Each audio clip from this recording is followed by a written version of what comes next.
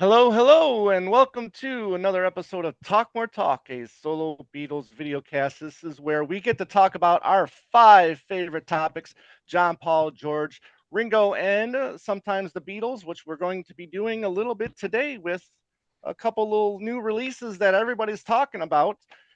And I get to do that with my three buddies here. But first, I'm Tom Hunyadi. You may know me from my other show, Two Legs, a Paul McCartney podcast.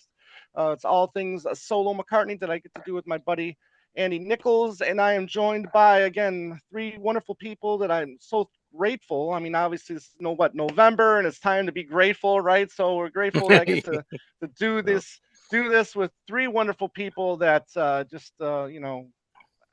so grateful again that I get to know that I know these people and get to do this show with. So, but first, we're gonna start off with.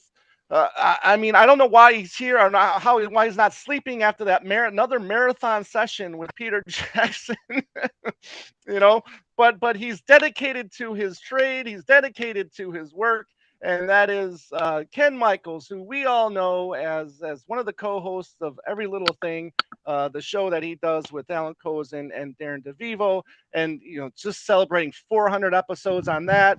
Which congratulations, Ken, and then another wonderful episode, another 3.5 hour episode with Peter Jackson, which is just amazing. You also know him from his syndicated show Every Little Thing, and he's also got his YouTube channel, Ken Michaels Radios. Ken, how are you, my friend? Are you able to talk? Are you okay? Do you need a break or? In famous words of Ralph Cramden, you hama hama hama hama. No, really, Oh, I've been so lucky and so blessed with this thing with Peter Jackson coming back onto our show. I wasn't expecting it to be close to 4 hours like the first show was, and it still turned out to be 3.5 hours. It's just right. easy to have a conversation with him, and once he starts going, you just let him talk. Let So him go. we're very lucky to have had him on. And for those that don't know, we just had our 400th episode of Things We Said Today, and it just so happens that Peter was watching the show. And Right. even though from time to time we always say, Peter, we'd love to have you back, Darren said it in our show, Darren DeVivo, and Peter heard it and said, sure, love to come on with all the news about Now and Then and the Red and the Blue and more about Mal software and all that. So yeah, can't believe it happened. But he just couldn't be any nicer and more generous with his time. And we're very lucky. And for those of you who can, please check out the show. Yep. Awesome. Excellent, excellent, excellent. Next up, we have a wonderful content creator on YouTube. He's got his own channel, Mean Mr. Mayo. All things Beatles, all things solo Beatles, record store day videos, rant videos, you name it, he does it. He is Joe Mayo. Joe, my friend, it's always good to see you. How you doing? Thank you, Tom. Doing well, and I'm so glad to be here for this show, 2-in-1. And Yes. also, congratulations again, Ken. That was a fantastic interview. I don't want to spoil it for people who didn't hear it, but some very good information among other things there. So good to see you, Kit. Hello, Kit. Don't want to Oh, forget Kit. And no, I'm chopped liver. That's okay. the chopped liver tonight. You're last. Wow. She's the queen of chop liver. She's the queen of all things Beatles related media. She's the queen of backdrops, the queen of the red lipstick. You know her, you love her. She's Kid O'Toole. She's the author of the excellent book Songs We Were Singing, Guided Towards the Beatles' Lesser Known Tracks. She also has the Beatles FAQ book, and she also has the book she edited with our buddy Ken Womack, right? What was the name of That's that one right. again, Queen? Fandom in the Beatles, the active known for all There you these go. years. Yep. And Yes. I can brag about one thing though. I was over this past weekend. I finally got to the Rock and Roll Hall of Fame, and Songs We Were Singing is now in the Rock and Roll Hall of Fame library. It's in Hey. there. I gave it to Great. them myself, and they already had Michael Jackson FAQ, but I signed it for them, and so because of that, it's now in the what's called the restricted area of the Ooh. library, which is where all the signed copies are, the rare editions, the oversized books and everything. So I am a very happy nerd right now that I'm that all my That books. is awesome. Yeah. That's Congratulations to you awesome. too. Thank Yeah, you. congratulations. She's also part of another show called Toppermost of the Poppermost. Mhm. So as again, we welcome Kid O'Toole to the show. Now today, like Joe said, it's a twofer, right? We're getting Mm. two topics for the price of one.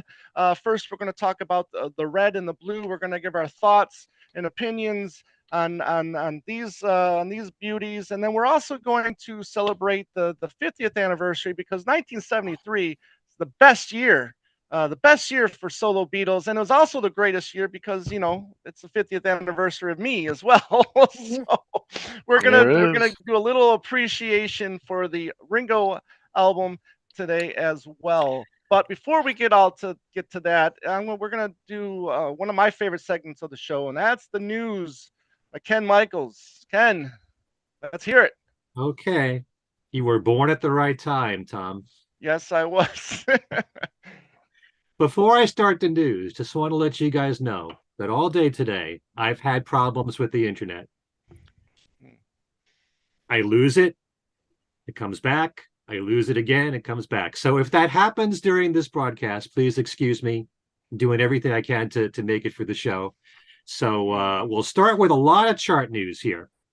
And after waiting with much anticipation, we find out that the Beatles' new single for Now and Then debuts in the US on Billboard's Hot 100 at number 7. Now, this makes it the group's first top 10 hit since Free as a Bird, released the end of 1995, and it's also the group's 35th top 10 hit overall. The single garnered over 11 million streams with 73,000 physical and digital sales after its release on November the 2nd. Now, after hearing that the song made it to number 1 on both iTunes and Spotify, must correct myself, Spotify in the UK went to number 1. It also made it to number 1 on UK's official singles charts. This is now the Beatles' first number 1 on that chart since The Ballad of John and Yoko in 1969, and it would be the band's 18th UK chart topper. However, that was last week. This week, drops to number 6. And with special thanks to Fred Velez, one of our viewers, Mr. Monkey fan there, our monkey man, Ringo's single for Rewind Forward spent 1 week on their charts, peaking number 11. I had Wow. I normally would not even look online, but you can see it on their charts there. Which chart? Which chart was this? That is the UK's official singles charts, which we've been looking at because of Now and Then for the most part. Now there's another chart there, the UK official physical singles charts, dealing strictly with physical sales. 2 weeks ago, Now and Then was number 1. I just want to add to that, the Rolling Stones were at number 10 with Sweet Sounds of Heaven, with Lady Gaga and Stevie Wonder. The Stones were at number 11 with Angry, and Mickey Dolenz of the Monkees was at number 12 with Shiny Happy People. He just released of REM songs. This week on that chart, Now and Then holds at number 1. Sweet Sounds of Heaven is 13, Angry is 14, and Shiny Happy People is at number 18. And Ringo's Rewind Forward is on that chart at number 25. Now get this. This is something I would never look at this chart normally. It's only because of Now and Then that I'm even bothering going online. But Ringo's song called World Go Round from EP3 is at number 43 after 48 weeks on their chart. And it says What? at number 1. You could go online and look yourself. I had no idea. I certainly didn't. I didn't even look to see. Usually I do. I didn't look to see where Rewind Forward got on, like, say, Billboard, even the whole thing. I believe it didn't even make the top It 2. didn't make the chart this time. Oh. But, usually they've been made the charts a lot of times. But all these 60s artists doing well here. Oh, fantastic. Wow. Now, Crazy. then the news about the Beatles compilations, 1962 to 66 and 67 to 70, better known as the Red and the Blue albums. They debuted high on the UK album charts with the Blue album at number 2 and the Red album at number 3. The Fab Four could not dethrone Taylor Swift's 1989 Taylor's version, sitting on top of the album charts. And on their official physical albums charts, they have that for albums in the UK. The Beatles' Blue album debuts at number 1, with the Red album at number 2. There was an interesting article that I read from Special Edition, the Super Deluxe. What was that? Yeah, Super Deluxe Edition. Yeah, and it's basically they've packaged the Red and the Blue together as a box, Right. and that was a separate chart. Right. Sure, right. On that, if everything were just single releases between the Red and the Blue, then it's possible that the Beatles could have beat out Taylor Swift. A lot of people have pointed that out. Yeah. Anyway, John Lennon's website now has a page for the archival box set for Mind Games called Mind Games: The Ultimate Collection. The page just gives the bare facts. 72 tracks, 6 CDs, and 2 Blu-rays due out June. Just the facts. 24. Yeah. And Ken, I'm sure you'll be a little interested in that album, right? You'll be a little interested. That's your favorite album, John album. It's mine. Yes, that's what I'm saying. I think you'll be interested in that. And just like we had it with the box sets for Imagine and Plastic Ono Band, there will be a separate book being released from Mind Games as well. Yes. Lennon Camp doing it right. I mean, they just do a stellar job with their box sets. I believe I heard 72 tracks. Yeah. That's right. Oh, I'm sorry. I'm okay. That's all right. 4 items here. The Telegraph reports that Paul McCartney is releasing an album featuring 2 unreleased songs, but you can only hear it on a children's audio player. The album is called Say Hello to Paul McCartney, and it will feature songs from Paul's solo career. The unreleased songs are called Hey Grand Dude and Hey Nan Dude, 2 instrumental themes that accompany audio readings of his children's book series, Hey Grand Dude. They will be released on Yodo, a portable audio device aimed at children aged 3 to 12 that play audio cards that slot into its top. Sir Paul was an early investor in the product, which is seen by parents as a more wholesome alternative to screams. The company is now moving into adult music for children, which introduces young listeners to classic pop and rock. 2 Beatle cards are already available, each described as though they are the selections from the Red and the Blue collections. Paul is said to be such a fan of the band that he bought Yodos for colleagues with children. Now, I do have the track listing here, which is a very interesting set list of songs. 14 tracks altogether, again called Say Hello to Paul McCartney. Starts with Grand Dude theme, then Dance Tonight, Little Willow, Part of the Country, Mary Had a Little Lamb, We All Stand Together, Great Day, Mama's Little Girl, Calico Skies, Let 'Em In, Mull of Kintyre, Winter Bird When Winter Comes, Who Cares, and Nan Dude Theme. Very interesting choice of songs there. Of course, some of them targeted to children. Mary Had a Little Lamb and all. But another interesting way of getting his music out there to a young audience. I like the addition of Who Cares. I mean, it's a great a bullying song. Against bullying. Great song for exactly. So I'm very impressed with this selection. Little Willow, beautiful song there. And Paul McCartney's recent best-selling book Lyrics, which has him telling the stories behind songs spanning his entire career, has just been released as a paperback book, and it includes his stories behind 7 new song commentaries not in the original hardcover book. These are for the songs Bluebird, Day Tripper, English Tea, Every Night, Hello Goodbye, Magical Mystery Tour, and here's an interesting choice, Step Inside Love, she gave to Cilla Black.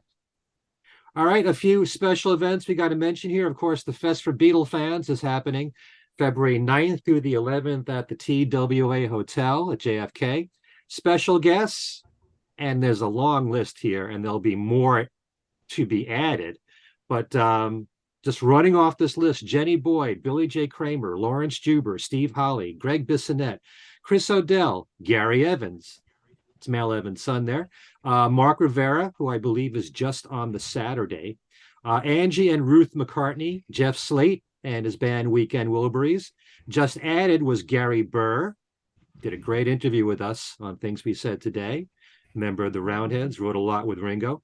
The Weaklings, authors Alan Kozin, Adrian Sinclair, Ken Womack, Bruce Spicer, Kid O'Toole, Jude Kessler, Jay Bergen, David Bedford, Madeline Baccaro, Chuck Gunderson, Pierce Hemerson, Terry Crane, Sarah Schmidt, Steve Matteo, and Michael Ventrella. And I just saw Mark Lapidus a few days ago, and he said they're aiming at getting some other A-listers for the event. Always go to thefest.com for more information. Yep. It's just that the tickets, I mean, they're on sale now, and I just came back from a big Oklahoma trip, and now it's also Christmas shopping. It's not the best time for this. I want to get the tickets early if I'm. Yeah, definitely. And if you want rooms, I think the TWA hotel is sold out, but there's an overflow hotel that's still available. Okay. So much to look forward to there. 60th anniversary of the Beatles' arrival, celebrating it there at the right place. Also want to remind everybody that this coming weekend, Friday and Saturday, the band Wondrous Stories, I bring up this show every now and then here, now and then. The concert for Bangladesh Revisited, that's going to happen whether you plan it or not. Exactly. The subliminal thing, folks. The concert for Bangladesh Revisited, this band, who is an amazing band that can play anything, progressive rock, classic rock, you name it. Every single year they put on this show, the concert for Bangladesh Revisited. They play every song that was done at the concert for Bangladesh, not just Georgia stuff, but Ringo, Bob Dylan, Leon Russell, Billy Preston, you name it. Indian music to represent Ravi Shankar. And it will be taking place at the Space in Westbury, Long Island. They're actually doing 2 shows this Friday and Saturday. And they will have special guests at both shows, Joey Molland of Badfinger and Steve Holly from Wings, performing during those shows. And it's an amazing concert, not just for the Bangladesh music, but then they do a whole other set after that. I mean, it's a really long show. It goes on for a good 3 hours. One of the best concerts you'll ever see, with fantastic musicians in this band. And also the group Theater Within, they're putting on the 43rd annual John Lennon tribute show at Town Hall in New York City on December the 2nd, being headlined by Graham Nash. Okay, that's all the news I have this time. All right. Wow. Okay, anyways, getting back to today's show, the red and the blue.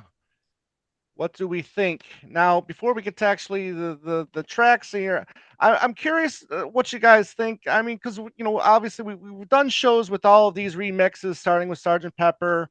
We got the White Album, Abbey Road, Let It Be. Just in a real quick nutshell, Kit, you can start us off. I mean, what have you thought about the remixes? This whole remix craze that we've been going through in general? Giles Martin. I mean, what do you think about the job that's with the releases that we've been getting so far? Well, I mean, sometimes you think, why do we need yet another remix, right? I mean, you think, do we really need these songs again and again and again? And particularly with this, with the red and blue. And we've talked about this a little bit before. And I was one of the skeptical ones with this particular release. Just think, do we really need this again? We had one, particularly think, do we really need this? I'll tell you after, and we'll go through this in detail in just a minute, but I really have changed my mind somewhat, because in a way these mixes do invite you to re-listen, to songs that you have heard, almost your entire life, and listen to them with fresh ears, and get to to appreciate them anew. Now, are you always going to agree with the choices that the remixer makes? Because let's face it, it's kind of a subjective, they may be subjective choices that the mixer will make, and the producer will make. And you're going to sit there and say, where's that cowbell, that I'm used to hearing here? Where's that guitar note? I'm not hearing this. Right. So you're going to have quibbles, and I'm sure in a minute we're going to air them all. Glad we didn't get too much cowbell. I was afraid of that. Yeah, exactly. You can never have enough cowbell, Joe. Come on. Oh But well, no matter what Christopher Walken says, yep, I think come Right. on. I think Got a it's it. fever, and the only cure is Yeah. cowbell. But Cowbell.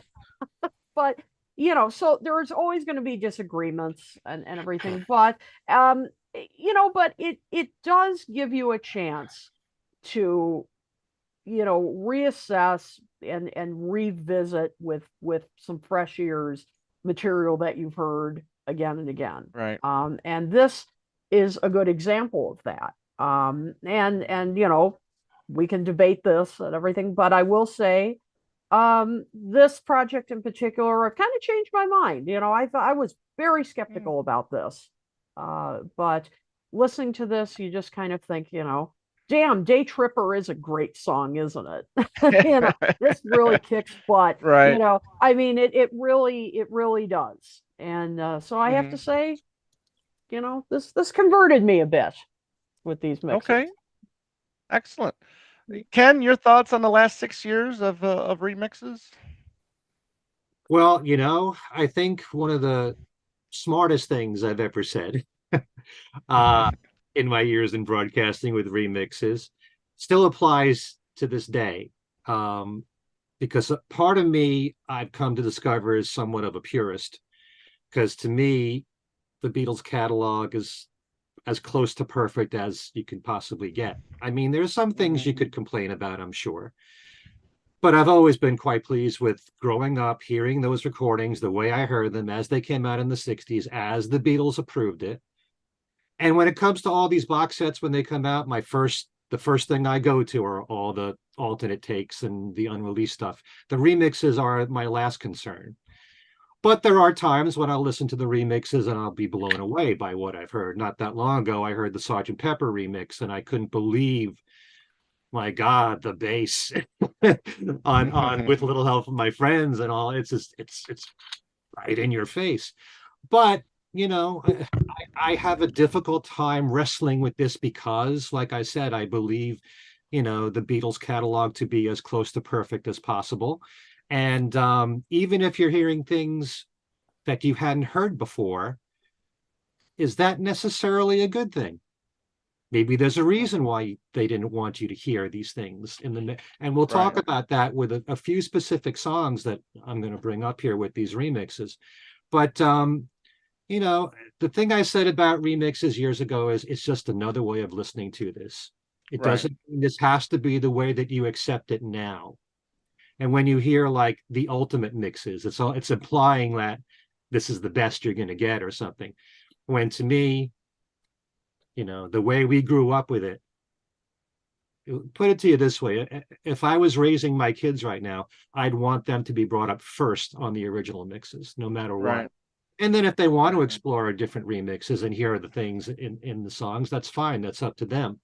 But I know that there are a lot of people who are very fussy about sound quality and mixing, and we're living in an age where you got Dolby Atmos and all this other stuff and 5.1, and it's just so advanced now with what you can do that a lot of people want to explore everything, and that's fine.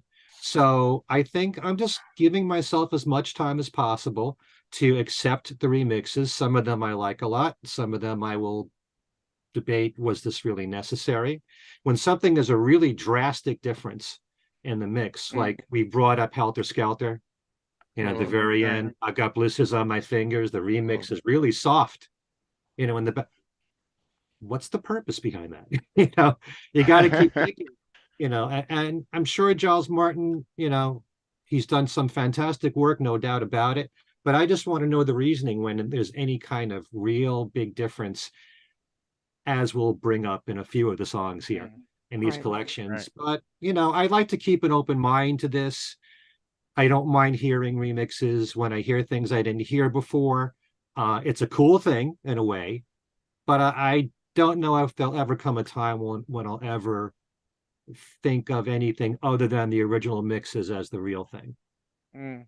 Gotcha. Yeah, I look at these at like as fun experiments, right? I mean, like I said, I mean a lot of these songs have layers to them, and some things are buried, some things get brought up, and those are the kinds of things that I appreciate.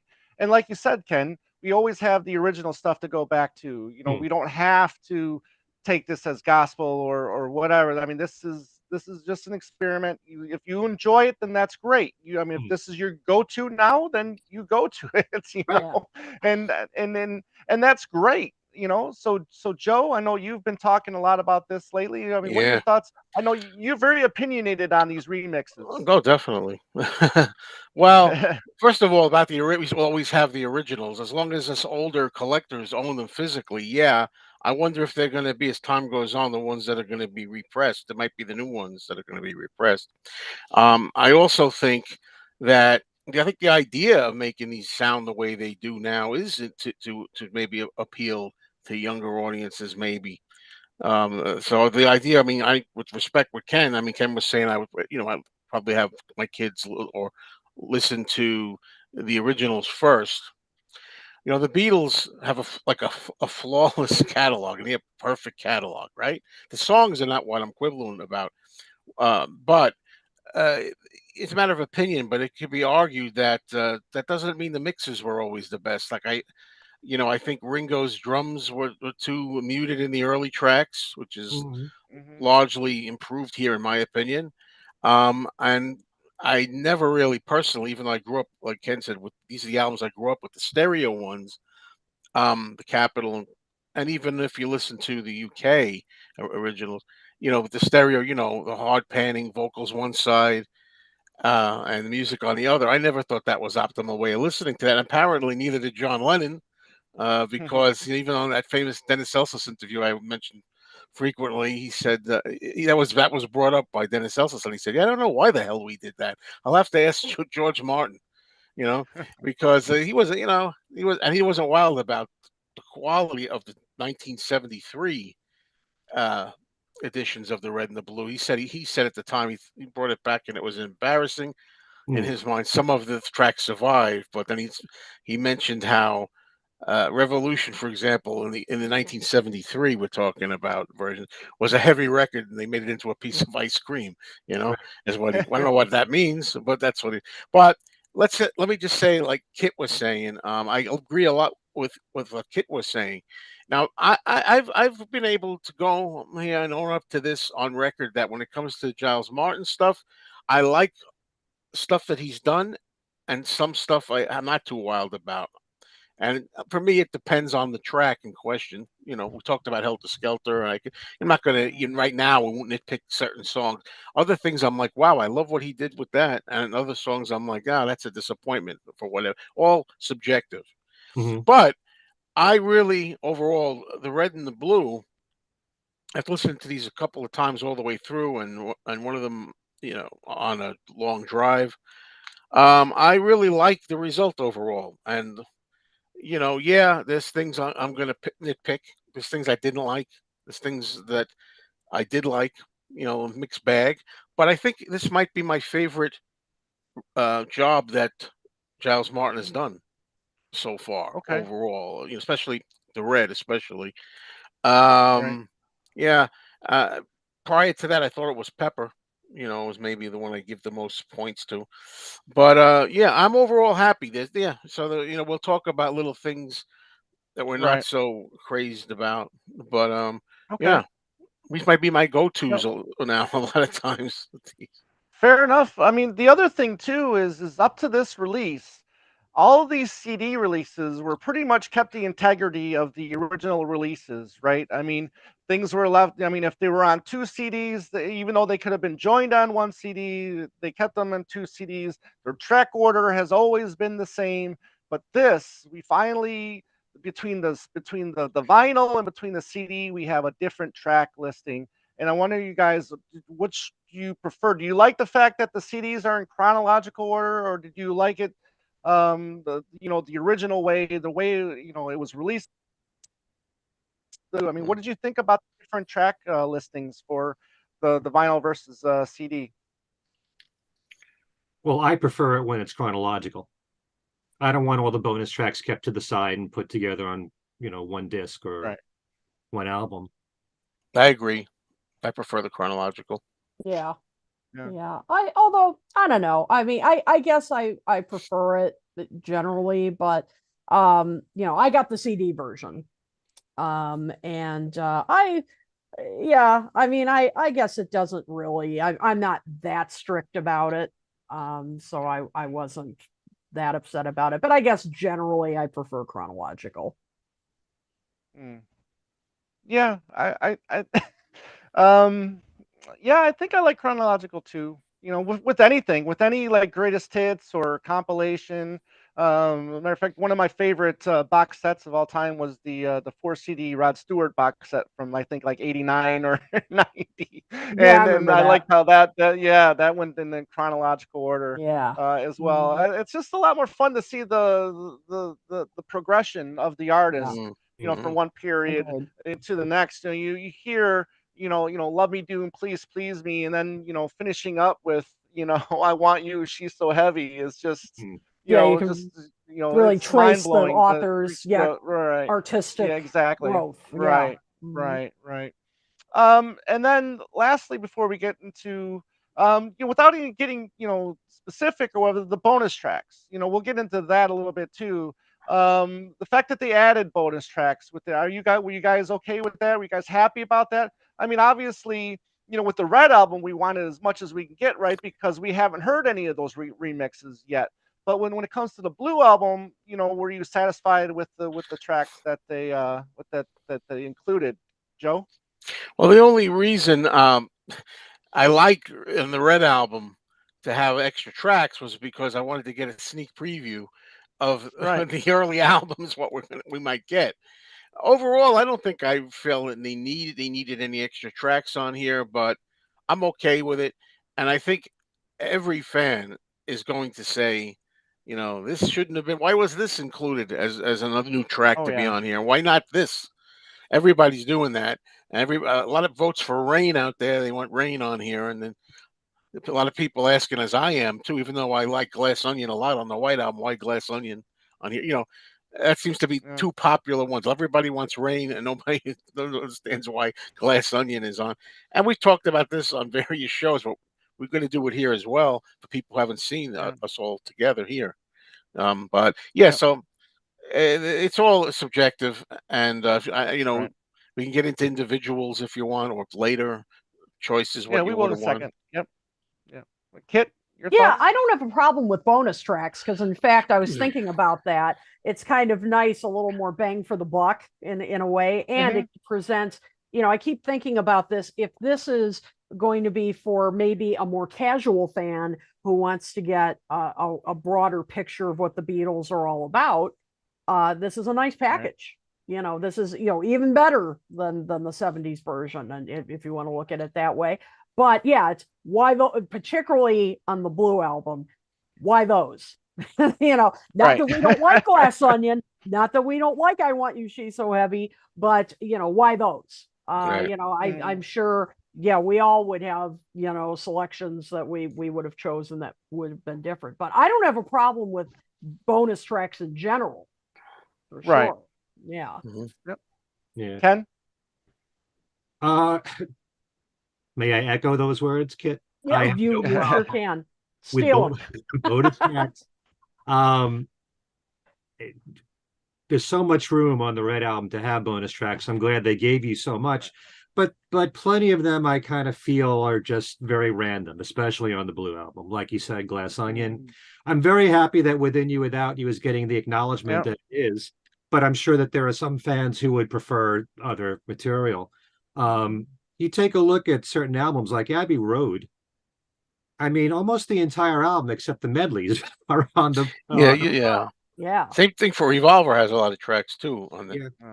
Well, that was a good thing about this because Revolver really got the short shrift. Was underrepresented originally. Yes. Right. And Rubber Soul was given a lot of attention on the Red Album. Right. And now Yeah. finally Revolver is getting its due. Yeah. I like the fact that there's more George Harrison here. For sure. Yes. You can tell there was, some politics involved, I'm sure. And I also love the fact that they have cover versions in here because the Beatles did great cover versions. If you're going to have any cover version, you got to have Twist and Shout because it was a massive hit. It was a hit twice. It's up to you what your favorite cover versions are. I love You Really Got a Hold on Me. There are other songs I would pick over that. Yeah. Rock and Roll Music or Long Tall Sally. Yeah, I mean, but like you said, Glass Onion, there's so many great songs from the White Album. Why'd you pick that one? Yeah. Hey Bulldog, I'm very happy that it's on there. That's just a great rocker. So I have no problem with all the bonus tracks they want to put on there. It's just the ones that they chose at times. They could have better selections. There are certain ones like since And I Love Her is on the Red Album, how could If I Fell not? Right. Great love songs from A Hard Day's Night. They were both part of the same single in the US. That to me is an absolute must. If I can interject, Ken, see the thing, like what I want to say here. Sometimes I think I've been saying this a lot. Like, leave something for the regular catalog albums. It's like, we're gonna have both "And I Love Her" and "If I Fell." Some people are like, why not? I should have known better too. And why not? It's like, what? Leave something for A Hard Day's Night and the other albums, in my opinion. Yeah, I see your point, but to me, anything that was a major hit, and in the Right. case of well, I Feel Fine, She's a Woman was the flip side, and that made the top 10 here. And that's not on here. And P.S. I Love You made the top 10 here. Yeah. And that's not on here. So to me, the songs that were big hits should all be represented. And if you've got 4 CDs to represent yourself, you could fit those songs on there. To me, I would include those before some of these other ones. That's just my.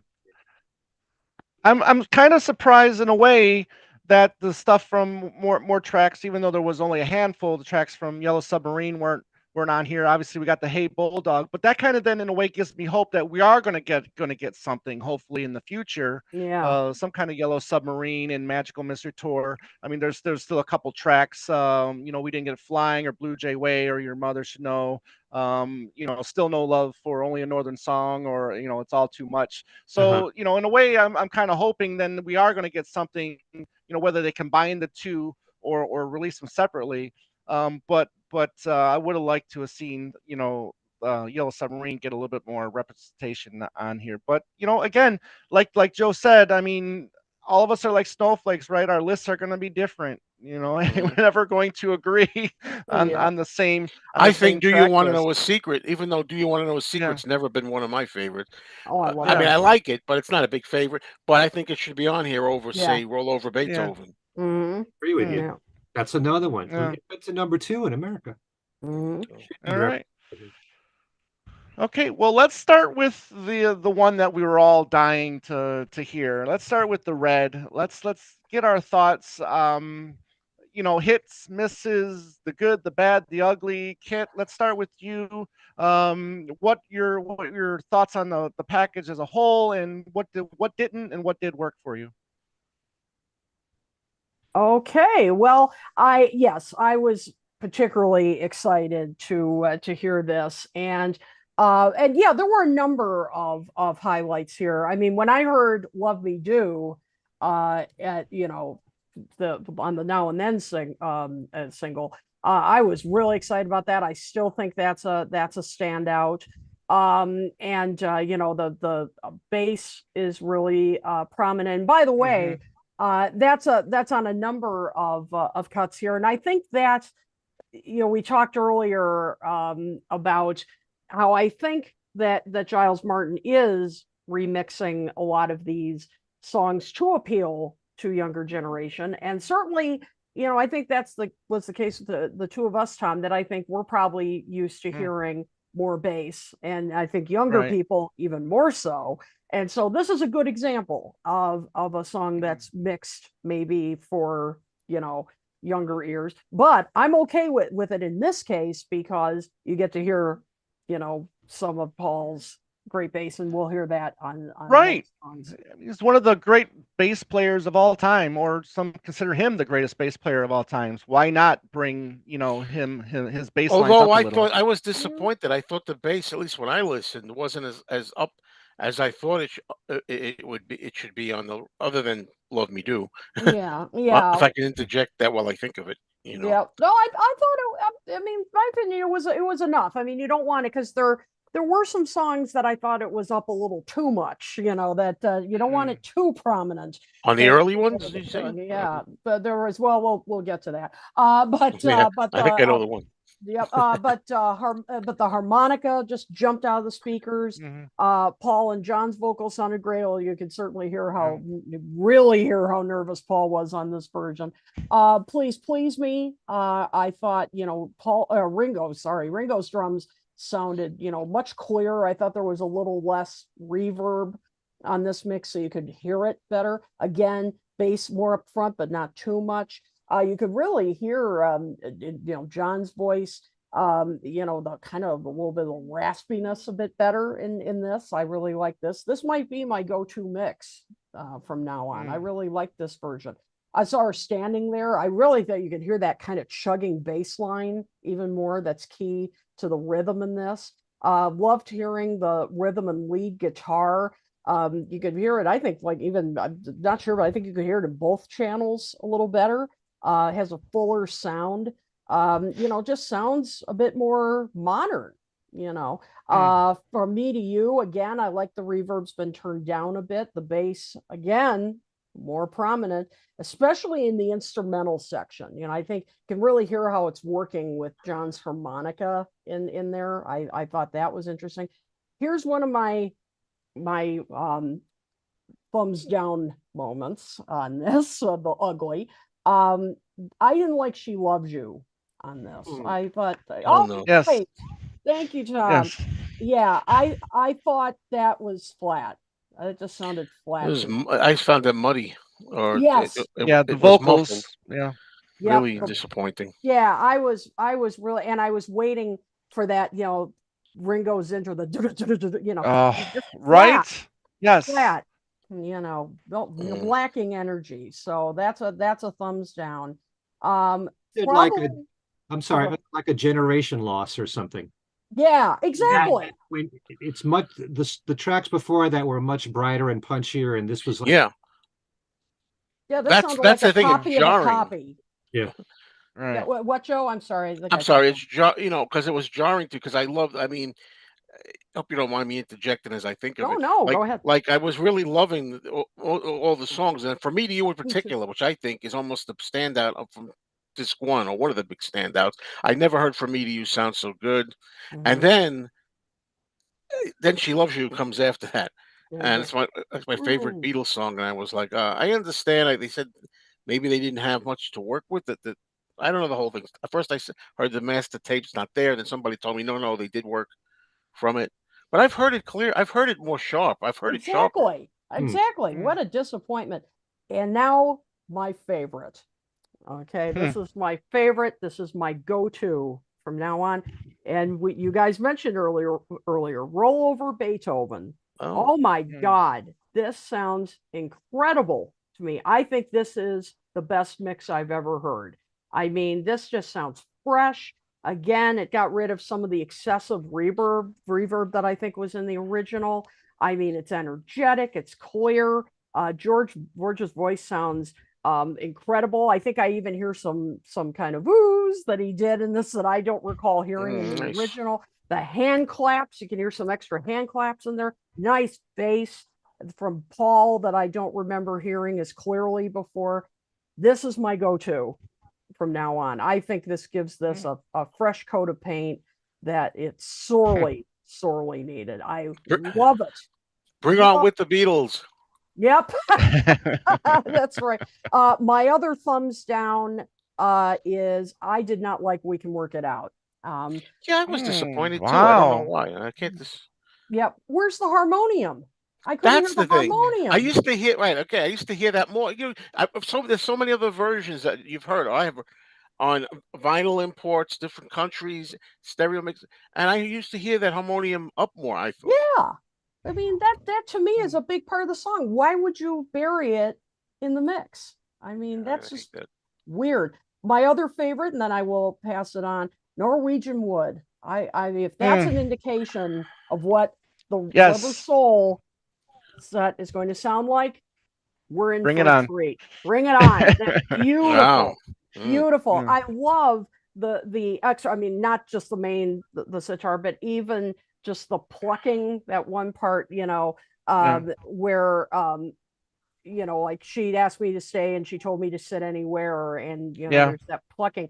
I guess I'd never really listened to it that closely before, but you can really hear it in this mix, and you can see it's almost Beautiful. like George is like answering or accenting Paul or John's lead vocal. I mean, just little details like that. Gorgeous. Just Right. again breathes new life into it. Mhm. Say I mean, it's just that's, as I said, Nowhere Man sounds great. If all that is an indication, we're in for a treat. Yeah. So just I some examples. I gotta agree with you 100% on the Rubber Soul stuff. I mean, Yep. I was so excited to listen to this stuff. Um, Nowhere Man, right off the bat, when you listen to the 2009, you get that when they start singing "He's a Real Nowhere," it's echoey. You don't get that with this mix. I mean, it really, for me, for my ears, it sounds like they just recorded it yesterday. I I mean, it know. just sounds so Yesterday. fresh. And Yeah, yes, that exactly. sounded good too. Uh, you Yes. know, girl, obviously, respect for you, kid. I won't say the part that I liked the best in this part of the Yeah. Yeah. I know. song, but You Okay. I can, know you what can. you. Gotcha. yeah, but I mean, it was just so it's so fresh sounding. These tracks from Rubber Soul was is probably my standout on the Red. But yes, the bass line for Love Me Do is just so clear. I mean, you can hear it perfectly. It's great. And then I really, really appreciated this boy, and you really got a hold of me, especially the harmonies, in the background. I think that you can hear, there's a little more crystal clear. You can hear him a little bit better than what you could in the past. So those were really standouts for me on the Red.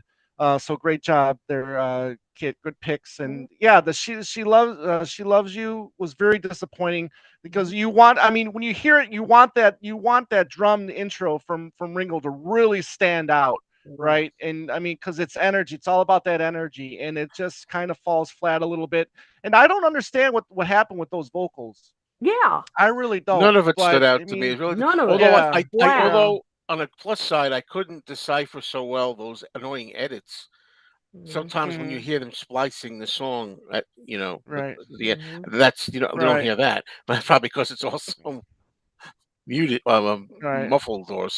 You know where suffocates. those edits are, Joe? Oh yeah. Once I learned, I didn't even know they existed, and then once I heard them, and I think it was with past masters. I don't know, it was somewhere in the notes, and I said Mm, once they explained it to me, then I never unheard it.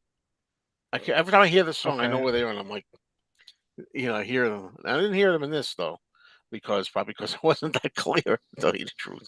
See, I don't know what the right, story is about She Loves You because I heard that the master tape was lost Right. and there was a right. possibility they were going to use Silibdik, I'm Oh glad they yeah, I didn't. heard I that. would have been so like the backing tracks of no. Silibdik, and then use the Right, English sung in English from She Loves You, It was a separate, rumor obviously, right, from because it's not the same backing. right, It's a new backing. I mean, they perform it right. again. It's not the original. oh, I know that. Yeah. Yeah, Yeah. no, So I wouldn't Mhm. yeah, want that. You know. yeah. The last thing I'll bring up on the Red then too is Day Tripper. Towards the end, Mhm. what part was it where you hear that little fade out at the towards the end? It's I really love the guitars and this one. And this one sounds great to me as well. The Day Tripper. Yep. I mean, if this is the what we're gonna get for Rubber Soul. I mean, I'm really looking forward to it. Yeah. But Joe, let's go to you next. What do you I'll try to what do you go got? pretty quick because I just want to say, when I first heard "Love Me Do," I mean, I liked it. I don't think there's much you could do with that really, but I thought the bass was really almost too heavy on that one. But I don't really Mm, quibble with it because it is what it is, and it was when they first put it out on, well, not the original, but later on, that's another one they had to work off of 45. I Mhm. think when they mm, put out rarities or whatever it was. Hmm.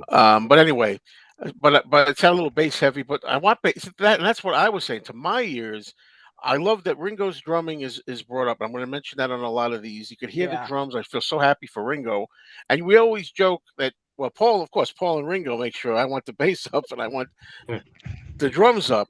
But I did. For me, I was expecting more bass on a lot of these other songs. On "Love Me Do," I heard it.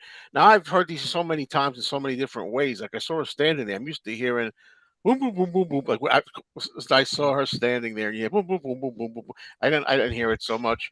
Um, I heard the drums really well. I thought George's lead guitar solo was kind of like off to. It sounded like a little lower than I would have liked. These are all individual things. How we hear them, differently. I want to hold your hand. I loved that's the for me that's maybe the best way I ever heard "I Want to Hold Your Hand." I was really worried because they used to have "I Want to Hold Your Hand," or if you would listen to them on some of the stereo, I do this so many times. You'd have on this side they would do the opening, dun, dun, dun, dun, dun, dun, dun, and then they'd sing, and I'm like, this was all right up there, vroom, vroom, vroom, vroom, vroom, vroom, which is how it should be. I loved "I Want to Hold You." I love "This Boy," and I heard Ringo more than I'd ever heard that. That was really clear and loud. I liked it. Standouts. 8 days a week Mhm. because it's another track with Ringo's drumming again. I've told the story every time I'm doing this discussion. Is that I listened to Anthology when they were going through 8 days a week, and Ringo's really going on those drums and the fills and everything. And every time they're gonna sing, "I ain't got nothing but love, babe," you always hear, "But I ain't got," and I never hear it. mm, I'm like, it sound you could hear it really good in those anthology sessions, and then on the actual release version, I don't hear it, but I heard it really loud every one of those. I hear Ringo's drums, and that's what I was hoping for. Hmm. Um, yeah, I'm trying to go fast. I mean, there's little nitpicks, but overall, "You've Got to Hide Your Love Away." I like the sound mm, of that. I thought that was a nice new clarity to that. You already mentioned the tracks from Rubber Soul. I love Norwegian Wood. Nowhere Man, I also loved, but I got numerous comments telling me from people that are audiophiles or whatnot, technical people, that say there was a mistake or something, the way the timing of something, the mm. drums or something. Somebody could answer that. I've heard that more than once. I don't hear it. To me, it sounds great. To me, maybe I'm not hearing it, but I've heard that more from more than one person. And people keep telling me, "Oh, I liked it better on the song track, the Yellow Submarine song track from 1999." Right. I thought it sounded great. Hmm. If I needed someone, everybody's praising that. I don't know what it was about it. Now I only played that once, and to me, that was a little too for me, a little too bombastic. I Huh. kind of like if I needed someone being a little more gentle or something. I don't know. Um, Again, all individual opinions, and I mean, well, so many of these I'd heard before too, right? The Revolver tracks, things like that. Although when we get to the Blue album, there's stuff that even though they're older remixes, I actually think that the mastering was a little master tweaking was done because I like some of the Mm, ones I didn't like so much in 2015 and 2017 or 2019. I liked them on this time, almost like they did mm. something remastering. Well, that's it for I guess. I don't think I have any more thoughts. There's other things I could say, but I'll leave it to Ken. You Hmm. know. All right. Ken? I love hearing all these comments, but in particular, Joe, it's kind of interesting. And you raise a good point about bringing the drums up, which Yeah. is something that I think a lot of fans probably think is a good idea in making the song sound more contemporary for today. And, there are times when Ringo's drums were kind of buried on a lot of those mixes. Yeah. So you bring that up, but it's interesting that you want the drums to be up, but yet if I needed someone, you want it to be Yeah, not. I don't know what it was with that. Not just the drums, the whole thing was up to me. Not just Yeah, the okay. drums, everything. But maybe I'll listen to it again and I'll be like, oh, what was I talking about? You ever have that? Yeah. The All the second time, like, time. oh, this is great. This is great. The second time, what am I talking about? Well, I've only listened to the Red Album twice, once in the car and once here. And there's certainly different experiences in a lot of ways because you'll hear things in your headphones that you didn't hear in the car. Right. But, Right.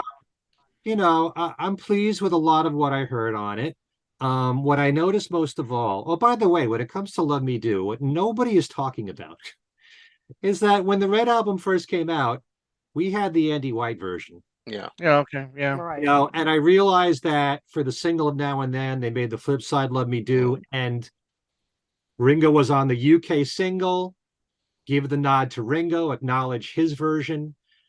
But I was kind of surprised that it was put on the red version Yeah, because me really too. changed history Yeah. by doing that. Yeah, yeah, I've mentioned that, but then again, people suggested, well, maybe they're gonna wait for the Please Please Me album, debut that like that way. But even still, why change it? That's the way it Yeah. was Yeah. originally. And Well, likewise, because he always told George Martin, you didn't put me on that record. Yeah, yeah. Ringo's finally Maybe happy. Giles, yeah, maybe Giles didn't want to, have that in his life. And there was no James Bond intro on Help, but that's exactly. that's Right. the U.S. Yeah. really, right? It wasn't on Right. the. Yeah, You know. I was going to bring that up. Yep. Yeah, I do like the new mix of Let Me Do for all the reasons you gave. You do hear the bass more. It really kind of stands out, has a lot more punch. I remember talking about Let Me Do like in our last show, I think, but I noticed that you could hear the hand claps more. I'm noticing the percussive stuff is brought up a lot, like the hand claps on I Want to Hold Your Hand. Yeah. And in particular, the bongos on A Hard Day's Night, Yes. which I never really paid careful attention to, and I could now it's talk on that. Let me know when I can. I don't want to keep interrupting, but yeah, here's the thing. I heard somebody say if you love bongos, you're gonna love it. The Hard Day's Night. yeah, Me personally, quick. I hate those bongos, even though I know they're on there, because when I grew up with the United Artists album, you don't yeah. really hear them, and in the original cut of the movie, you didn't hear them. So I'm used to that. And then I used to get imports where it would be really loud on some imports, real too clear, and I was afraid they were going to do this here, but I thought you could hear them, but they weren't too bad. They were just enough on this. Okay. But it's just so noticeable. Yeah. I listen to it now. So many of these songs I feel have a lot more punch to them and a fuller sound. Please, Yep. Please Me is one of them. I saw her standing there. I felt was really powerful. I Feel Fine has a much fuller sound. I was very disappointed with She Loves You for all the reasons we just gave. This Boy, such a full, rich sound with the harmonies like you never heard before. All My Lovin', I like hearing the separation in Paul's harmonies, which are much clearer, that stand out that way. Harmonies on You Really Got a Hold on Me, I think were fantastic. There's more cowbell in A Hard Day's Night. And I love her, sounds very clear. I think you were saying, Joe, 8 days a week, the drums much more upfront. Drums much more pronounced on I Feel Fine. Ticket to Ride sounds really clear. What I like about, I do love all the Rubber Soul songs. I think they really stand out here in the collection. But in particular, if I needed someone, the opening guitar is right in your face. Yes. Again, as someone who really feels that for the most part, not 100%, I really like the way that George Martin mixed the Beatles. I think when it came to balancing the sounds, he was great. And with the exception, now we're talking about the drum should have been up more. Yeah, you could bring that up. And what you were talking about, Joe, with the John Lennon interview with Dennis Elsis about Revolution, and he was basically saying that the stereo version of Revolution was really weak. It lost its guts. Yeah, the mono one was the heavy one. Yeah, so if you listen to Revolution in mono, it's so much more powerful that way. And I do like the newer mix in stereo. of Revolution. But So then you lose out on "I Got Blisters on My Fingers" on the mono version, though. Yeah. what's that? Skelter Skelter. How'd we get Yeah, that? So no, on the mono version. yeah, it doesn't have Oh, that. the mono. Oh, right. The end of the Right. mono version. Yeah, the the White mono. Album. The Yeah, White Album, you don't get "I Got Blisters on My Fingers" Right, in You the right, have mono, to though. have that. Yeah. That's how it came out originally in mono. Yeah. Mm-hmm. Yeah. In my life, the drums are up. For the most part, I'm pleased, but I got to listen to it more to give a really fair assessment. Mm-hmm. Be quite honest about it.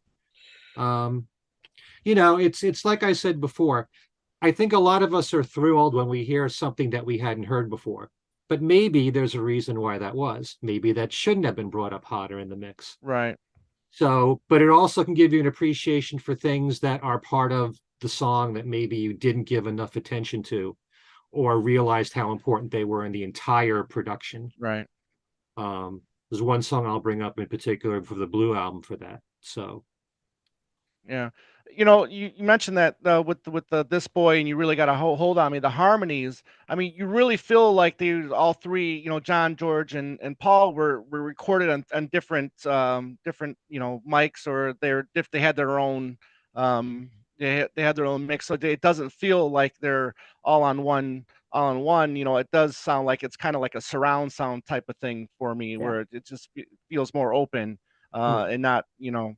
So I really like that. But all right, with the Blue, I think everybody's really talking about "I Am the Walrus." Yeah, I've well, seen a yeah. lot of people, Yep. so maybe we should get the walrus in the room out of the way here, and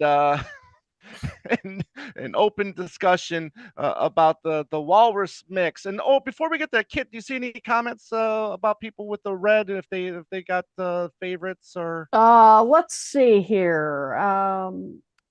Let me see. Let's see. Mark Zutkov said the new mix of "Love Me Do" is what made me excited to hear the rest of the remixes. Until I heard that with headphones, I was not enthusiastic about them. Then he said, I have no problem with the congos or the bongos, sorry, on a hard day's night. I think it sounded great. So It wasn't bad on this too bad, Joe. No, I Just said it kidding. wasn't. I I'm don't know if just he's talking about joking. this. I have no problem on this one, but some of the imports I've heard where it's even clearer. Mm, Oh, wow. let's see. Okay. Let's see. Susan Gagney said audiophiles are complaining that the hi-hat timing is off on the stereo version, but not the Atmos on Nowhere Man. Oh, That's the one I interesting. was talking about. Yeah. Referring to. That's interesting. Let's see. Just skimming here. You're still doing the Ringo album, right? Yeah. Oh yeah. We'll Calm be down, getting to Joe. just a Calm minute. down. Don't That was- worry. Let's see. Susan also said the inclusion of "You've Really Got a Hold on Me" over "Long Tall Sally" puzzles me. "Long Tall Sally" would have Okay. certainly been a good inclusion for the covers. That's a classic mhm. Yeah. for sure. Okay. All right. So that's a There you good go. start then. All right. Walrus. Joe, go. Oh, you got me first. Okay. Well, somebody said I'm going to use it. I forget who said it. I'm going to call this "I Was the Walrus" now instead of "I Am the Walrus." Well, when I Wow. first heard it, here's the thing. When I first heard it, at first it takes some getting used to because John's voice is just so much more clear and everything is so much clearer. But I've come to accept that and enjoy it. You can always listen, like we said, to the old version. I've had this embedded in my brain for how many years it's been, 50 year or whatever Yeah. years now, and whatever I'm listening to it. And I'm all right with it until we get to the end. And when I say the end, I specifically mean, like a lot of people saying, the radio play. Mhm. Some people said, I think Beatly Tone said the other night, it was really like 35 seconds. It's just not the same record anymore. It's just not. You don't hear the voices the way you should, and you don't hear the King Lear as loud as you should, and all the things that are very, very audibly, like "Bury My Body" and "Sit You Down, Father, Rest You." People say, "I heard it. I heard it. I had my earphones on. You could hear." I'm out. Yeah. I say again, I don't listen. I don't walk around listening to earphones all the time. I think you should be able to hear, like on the real record, the original record, you could hear it on the radio. You could hear it on your speakers. You shouldn't have to have a headset device in order to pick that up. In my opinion, I just think the end of the song was butchered. It's a disgrace. The rest of it, I'm fine. People keep saying, I like the new mix. I like the new mix. I have no problem with the first over three quarters of it. I guess it's just that radio stuff. And I know about the idea that, well, it was in fake stereo or mono originally, and the demixing process, there might have been a compromise or something. And Peter Jackson was trying to talk about it on the interview that Ken did with him, and I just don't know why they couldn't. If that's the case, just could you demix and then remix most of it, and just for the end leave it the way it was? It's just my opinion. I just think it's a damn shame what happened to the end of that song. There you go. Interesting. All right, Kit. Yeah, in an interview with Rob Sheffield and Rolling Stone, Giles Martin said, "I'm the Walrus was so deliberately screwed up in its creation. The biggest issue I'm the Walrus is that the stereo in the second half is basically an artificial double track mono, just a mono that goes through an ADT machine. So you're having to ADT a bunch of separate stuff and stick it all back together again. So that was his explanation as to why that happened at the second half. I still don't quite get that, Right. why they still couldn't have fixed that.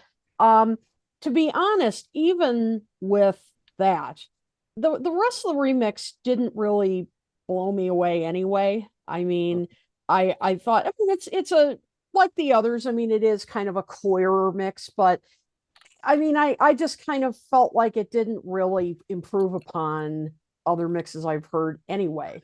I mean, even the original.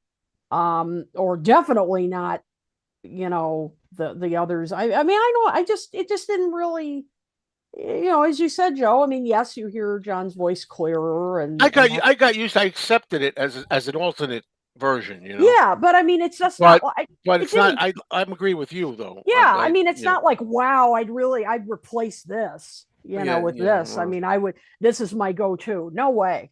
I mean, Yeah. I just thought, yes, you hear the strings clearly and so forth, and maybe some of the other effects and so forth. I mean, you hear a little bit more clearly, but I mean, overall, it just didn't really, I mean, there's so many other mixes on these discs that impressed me a lot more than this. I mean, I don't know about you guys, but I just thought it was fine. But I don't know. I gotta say, yeah, I gotta say, one thing I really noticed while listening to it on headphones was I thought the cello during while John's doing the verses, not the chorus, but the verses, you can follow along. You can hear it. It sounds like it's brought up a little bit more. You hear it a little more clearly as he's singing the verses, and I really appreciated that because that's just, one of the sounds that I really appreciate on the I Am the Walrus, especially at the beginning of the track, I mean, I really like that, Yeah. but Yeah. then there's also more to it that goes throughout the song that you can really hear a lot clearer on the with headphones. I I'm a kind of a little Shakespeare fan, in a way. I do appreciate the King Lear stuff, so I do want to kind of hear that, Yeah. a little bit more. But again, we have the original, so I mean, if this won't be the go-to, unfortunately, No. so not everything can It may be. be we don't know if it's going to be the Yeah, one that you always right, hear now every time they play it on the radio right, or somewhere. Yeah. right. But I mean, it didn't bother me that you couldn't hear it as clearly. Maybe it did, as for Joe, but it was fine. But Ken? Tom, if I may, Uh, it Yeah, wasn't just that it was too low.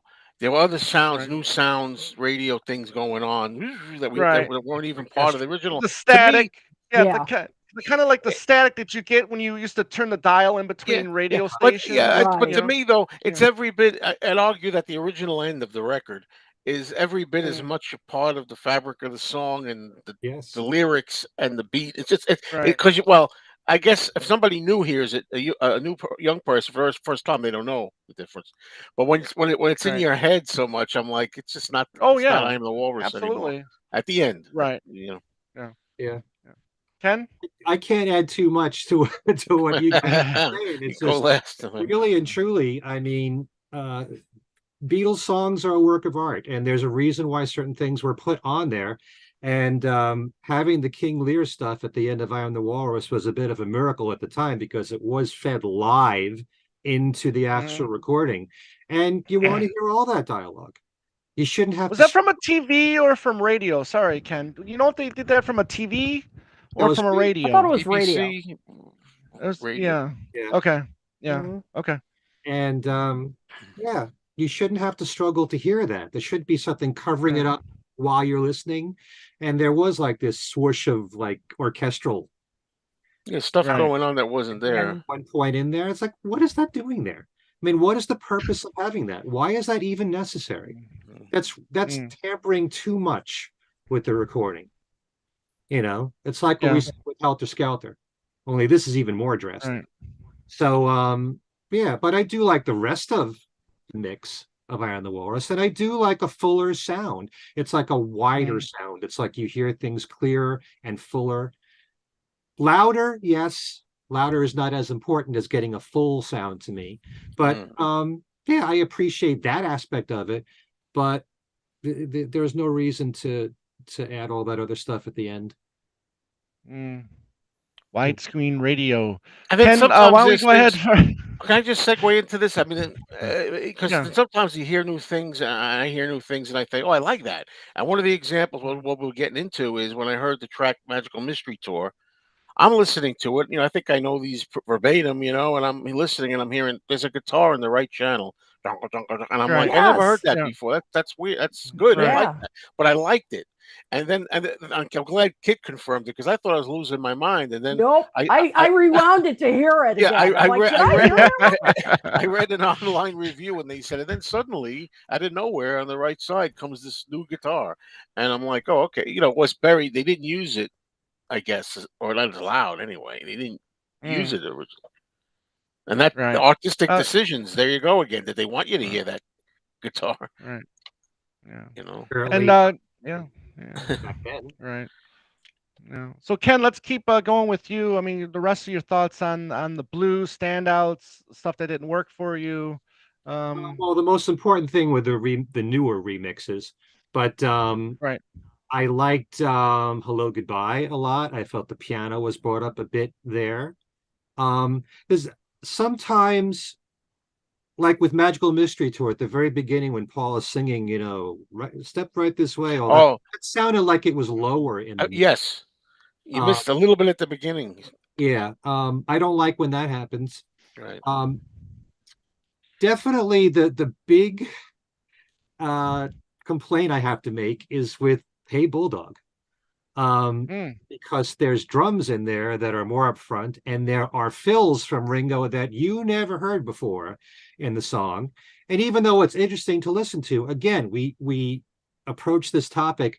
Maybe there's a reason why in the original mix it wasn't brought up. Um, it's definitely interesting. There's no Mm. doubt about that. I want to hear different mixes of these songs, but I wouldn't want this to be the accepted version. It's interesting that you heard other stuff that Ringo was doing at the time that was buried in Right. the original mix. Yeah, I'm trying to think of what else. It's yeah, there's not too much I could it's mainly Magical Mystery Tour stuff that Right. I was concerned about. Oh, Fool on the Hill. Fool on the Hill sounds Mm. phenomenal to me. There's Yeah. a case Agreed. of song where you got harmonicas and flutes, and that's brought up much more so. Mm. And it really adds a lot to the recording. And again, I Mm. love the original mix. There's no doubt about it. But you feel so much more of how that instrumentation works in It's that weird. particular. And see, I preferred the original Fool. That's one of the ones that didn't knock me out. Who knows? We all have different ears. Yeah, yeah. Yeah. But It's true. there's only a handful of new remixes on the Blue, so those are my main concern. Didn't spend too much time on the other mixes, not yet anyway. How did you like it ending with Now and Then here on the CD? I think it's awkward. Yeah. Only because in my mind I'm thinking 2023 Not to me. and Right. jumping from the Long and Winding Road to Now and Then. I mean, no matter what, it's still. I come from a world where I mix all their music together from all decades, so I'm used to hearing. Right. So it's not like I'm going to say this doesn't sound consistent. You can Right. mix Now and Then with a song from the 60s, you can mix Now and Then with a song from the 90s, and I'm going to be fine with it. It all flows to me as a radio person who mixes all this stuff together. But in a compilation being presented this way chronologically, yes, it comes after the Long and Winding Road, but Right.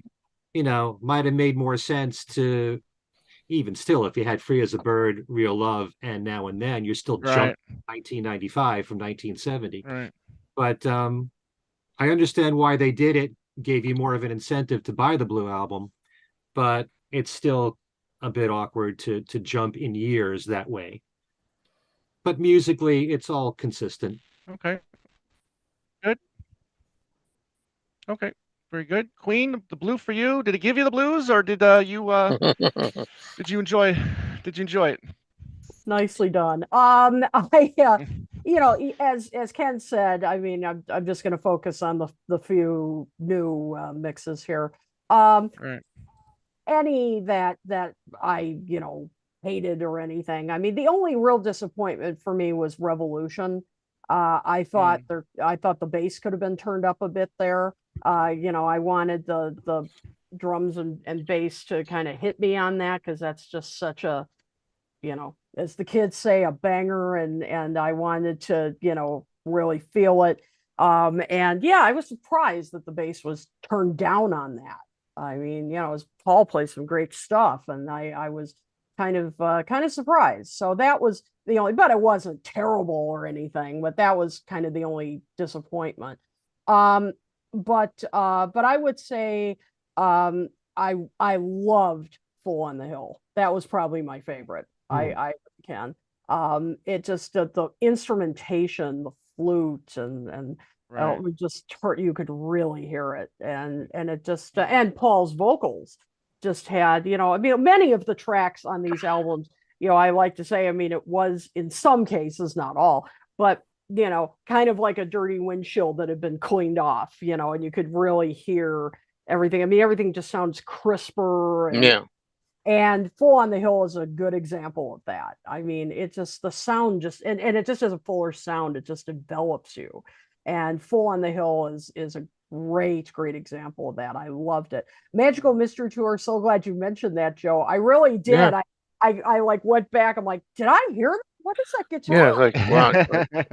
I And that makes me think. I didn't mention too much. Even back to the Red album, a lot more guitars and like uh, John's guitar, George, a lot more jangle sounds. A lot. Yeah, some different rhythm patterns and stuff. And Yeah. it's just like, wow, never noticed that before. Yeah. Old Brown Shoe sounds nice. Oh Yeah, nice. no, Clear, Yeah, I want to talk about that in a minute here. nice clear sound. So I mean, those are I'd say the standouts. As far as Now and Then being on the end, yeah, I kind of agree with you, Ken. I think it's a bit awkward. I mean, it's, because it just doesn't sound. I mean, it's Beatlesque. I know that.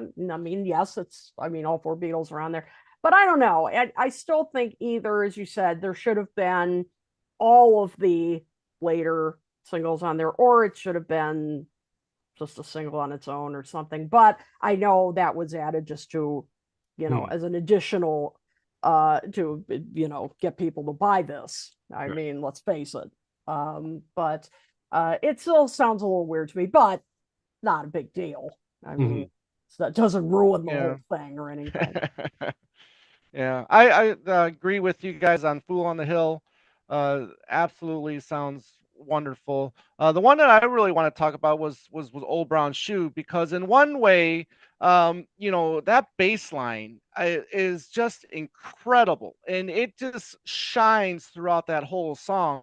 However, then I thought that George's vocals on this new mix is kind of sounds like it's just brought down I or agree. muddled or something like that. So it's kind of like you get, the best of the bringing up the instruments, but Yeah. then the vocal, what happened to the vocals? The vocals Yeah.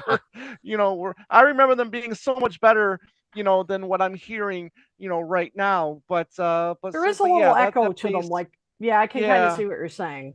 a Mhm. little bit, but yeah, because I was really happy that they included Old Brown Shoe because I always thought that this is one of the deep cuts that don't really get any respect. Maybe just because it was a B side. Yeah, I mean, it was, you got it on Past Masters, but I've always enjoyed this one. Um, but other than that, yeah, I mean, unfortunately we didn't get more as much here that hasn't been released yet in the second half. Like we talked about, Yellow Submarine stuff is missing and Magical Mystery Tour stuff is missing. But all in all, I think it's a pretty standout job. And the now and then ending it, I sometimes the first time I listened to it, I kind of felt like it disturbed the or disrupt the flow of it. But all in all, because I love the song so much, it doesn't bother me. It is what it is. Now, would it have been cool if the other two tracks were on here? Yeah, I think so. But again, I think we have to be happy with these two sets, is because obviously we're just kind of nitpicking here and there, right? I mean, what's really the worst thing on here? I'm the walrus, maybe, I don't know, but No, I'll He get to loves it if you. I ever get that, my chance. yeah. Okay, Joe, I I'm was sorry. saving you for last because I know you've been pretty vocal already on Well, your channel about these, but let's go ahead. got to make it official on the show too. Well, I Yeah. I want to do quick like everybody else, could just concentrate on the new ones. But I want to say overall, I love the clarity on this. Like these kids say, overall, it's amazing, clarity, dynamic. It's great. And I even all those other songs, Strawberry Fields, Penny Lane, all the Pepper tracks, I loved more on here even than on the others. So I don't know if there's a little more, the remastering's a little better, whatever. I just like the sound of it all, especially the Pepper stuff and Strawberry Fields, Penny Lane.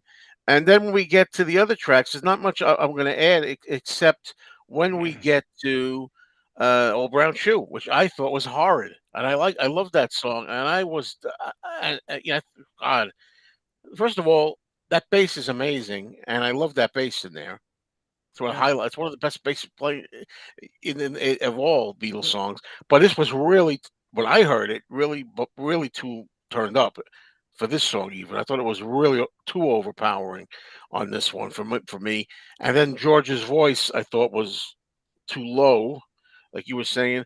But I picked up on stuff that I never thought I heard before, and I hear a lot of background whooping it up and yeah, and all this kind of stuff, which I'm assuming from Paul, which I'd never heard that much of it before. I thought, wow, if it was there that much, I'd never heard so much of that, like really having a good time on it. Hmm. Other people have said again, I got to listen to it again. Some of the guitar, a couple of guitars were like compromised in there that are usually on the mix. They're not there, they're really there anymore. I thought that was the worst track of the whole two sets, Mm, actually. Even though I was picking on, the fade out radio of "I'm the Walrus" being the worst. That's probably the worst moment. But I think the song for me was "Old Brown Shoe." Was I was very disappointed in it. mm. How did everyone feel Okay. about the extra drumming from Ringo and Hey Bulldog? I Oh mean, we well, never the heard thing I didn't notice that, but but what I noticed is I'll take anything over the original mix that they put out, but I think I still prefer the 1999 Yellow Submarine song track "Hey Bulldog" Submarines. to that. this. But I'll gotta give that another listen now to really listen to what you're saying. Yeah, me too. Because Yeah. for what you're saying, because I didn't really pick up on that, and I should have if it's out prominent. But I didn't mention also now and then I'm the lone guy here. To me, it just sounded right at home with everything else. Mm, Very Beatlesque. It's got the macaws and such harmonies and yeah. otherwise in it. Mhm. It sounded like it fits. Some people say it's not a Beatles song. It fits right at home, in my opinion, on here. As far as the bit about it's too jarring to go right to now and then. But if you had the other songs on there, something's got to be first. whether it's Free as a Right. Bird Yeah. or Real Love or Now and Then. It's going to be a jump to the '90s no matter what you do. But yeah, whew, I get it through. Very good. Very good. Well, thank you guys for that, and thank you everybody in the comment section for letting us know your thoughts on the tracks on the red and the blue. And then we're going to now just jump into an appreciation for an album celebrating its 50th anniversary, released on November 2nd of 1973, going all the way to number 2, being stopped by the mighty Elton John and his wonderful Goodbye Yellow Brick Road album. I don't think anybody was going to dethrone Elton with that album, especially during its those prime months. But anyways, the Ringo album celebrating its 50th anniversary. Joe Mayo, let's start with you on this. The Ringo album, it's regarded as his best album, right? It's got all three of his ex cohorts on here. Is it his best album? And you know, should it be celebrated as his best album? For one thing, I think it's his best album. I almost hate saying that because it's so okay. Ringo, it's the best album, but I love Time Takes Time, so I Right. always Yes. put that up there as Yeah. as my second favorite. But yeah, I think it's clearly his best album. People may have different opinions. I've never heard anybody else say another album is his best album.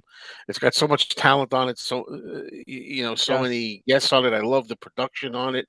Um, you know, um, and I was disappointed though that it should be celebrated. I was very disappointed that we didn't get a set, whether it was a box or whether it was just an extended two or Right. three disc set or something to honor it. I'm very disappointed, but maybe there's a chance we'll get it. It will necessarily not fall for the 50th. Maybe we'll get it next year or the year after. I hope we get one because Right. this album really deserves its praise. And they could have, from a marketing standpoint, I keep thinking they could have tied it into Now and Then also. The Beatles again Hmm.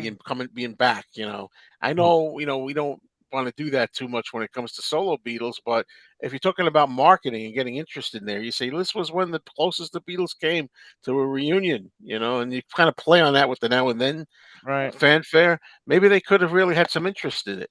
So I mean, that's my this when first you look feeling. at it, this was kind of the first appearance of the Threedles, right? Because you got George, Ringo, and, and John there, with Klaus and Billy. Ken, this album is just so many highlights on this album, and I'm sorry if I'm freezing up because I'm having internet issues as well. But so many highlights, so many guest appearances on this record. Musicians from the band, obviously John, George, Paul on there. What are some of the standout musicians? Because I mean, even Richard Perry, the producer. Right. What are your thoughts on the musicians that helped Ringo out on this album? They were the perfect musicians for these songs. I mean, it wasn't just the Yeah. three or the Beatles. I would like Vinnie Poncia to be given some credit here because Mm, I know when the album first came out, when I saw his name and I right. saw that he wrote songs with Ringo, he became a very important person in Ringo's career in the 70s, having written Right. something like I lost count, between 50 and 20 songs with Ringo altogether. And so many of them are really strong. But you also had Billy Preston on there. You had Nicky Hopkins, Klaus Vorman, many of the people that would appear on Ringo albums in the future. Of course, Jim Keltner, Harry Yep. Nilsson, Steve Cropper, Mark Bolan, I mean, cream of the crop musicians at the time, David Bromberg, Tom Scott. These are also Mm, people that work with the other Beatles for the most part, except, you know, because Paul kept with Wings and had just, he didn't really work with a lot of, you know, prominent session players of the time. He gathered together his own group and and then he worked with superstars like Michael Jackson and Stevie Wonder and stuff like that. But yeah, these were ideal musicians to work with Ringo. And and as far as whether or not it's his best album, I think everybody would agree that it's one of his best, and certainly a lot of people would say it's his best, but I do feel that once he started to work from Time Takes Time on, he really put a lot of effort behind all of his albums, although I tend to favor the ones with Mark Hudson. Right. And I think the ones post Mark Hudson have a lot of strong material on there to make them all worthwhile. But yes, this is definitely one of his best.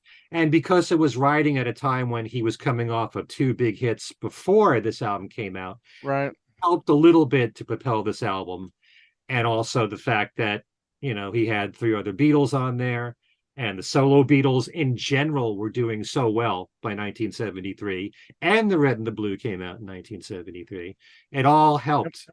The sales. The solo Beatles helped the Beatles records. Beatles records helped the solo records during that Right. year.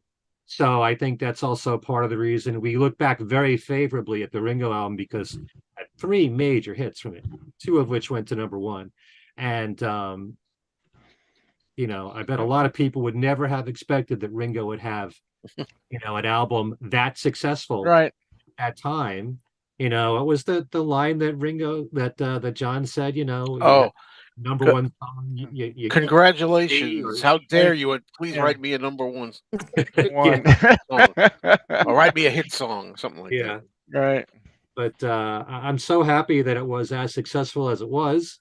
And me being a fairly big Elton John fan, I just kind of wish he kind of delayed that album maybe a little bit. Ringo might have had a number one album. Yeah. Yeah, that's What could have close. been? What could It's have the Isn't been? it the only solo Beatles album to have two number one songs on it? Two number one songs. The And closest then would have been Paul in the UK with Pipes of Peace, because the song Pipes of Peace went to number one, but in the UK, Say Say Say went to number two. So Ooh, that was close. the closest. Yeah. well, you're talking about the UK. In the US, Yeah. In the Yes, they US. say Yes. went US, to the number one. closest thing would be Double Fantasy, having starting over at number one and Woman at number two. Right. Mhm. Yeah. So And then let's see, Band on the Run had, the song Band on the Run was number one, and then Jet, I think, was what, seven. yeah, But actually Should have been going one. one better for Paul was Speed of Sound, where he had the number one with Silly Love right, Songs, but then Let 'Em In was the number three. Yeah. right. So, you Close. know, Uh, but yeah, Ringo, doing it. that's a great Yeah, fun fact actually. Yeah. yeah, absolutely. And Absolutely. Photograph in Year Queen. Oh, go 16 ahead. Yeah. both went to Yeah. number one Right. consecutively. Right. Mhm. Yep. That's the only time in the solo Beatles when a solo Beatle had two number ones in a row. Two number ones in a row. Go Queen, the Ringo. fact that yeah, you got all three you know, Beatle, you know, Beatles on here helping their friend out. It seemed like they really wanted to, help Ringo get this, get an album out there, have success. I mean, they gave him some great tracks, and the other songs too that were brought in were. It seems like they really took the time, to put together what is a classic. Mhm. Yeah, and I mean, they really knew how to write for him. I mean, Mhm. obviously, Paul, George, and John knew Ringo Yeah. extremely well, but Yeah. not only personally, but they knew him, musically. They knew how to write for his voice. They knew how to write for him. I mean, I'm the greatest is Yeah, just fabulous because, it's funny.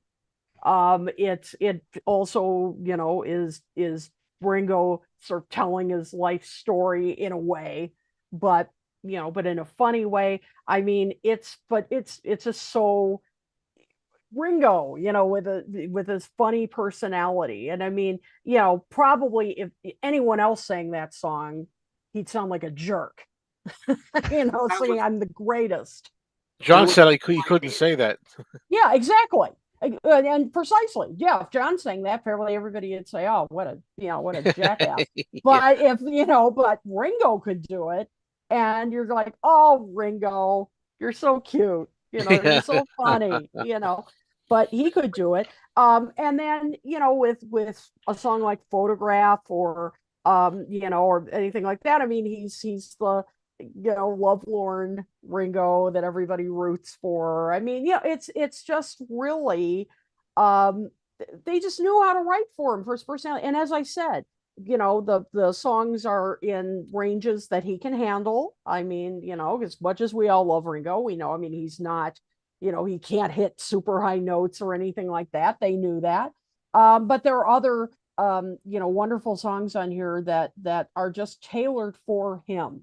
And by the way, his voice sounds fabulous on this record. I mean, when you go back and listen to it, I mean, his voice was in just terrific shape on this. And also, you've got songs that, they have some country in it. They have some kind of just old time rock in it.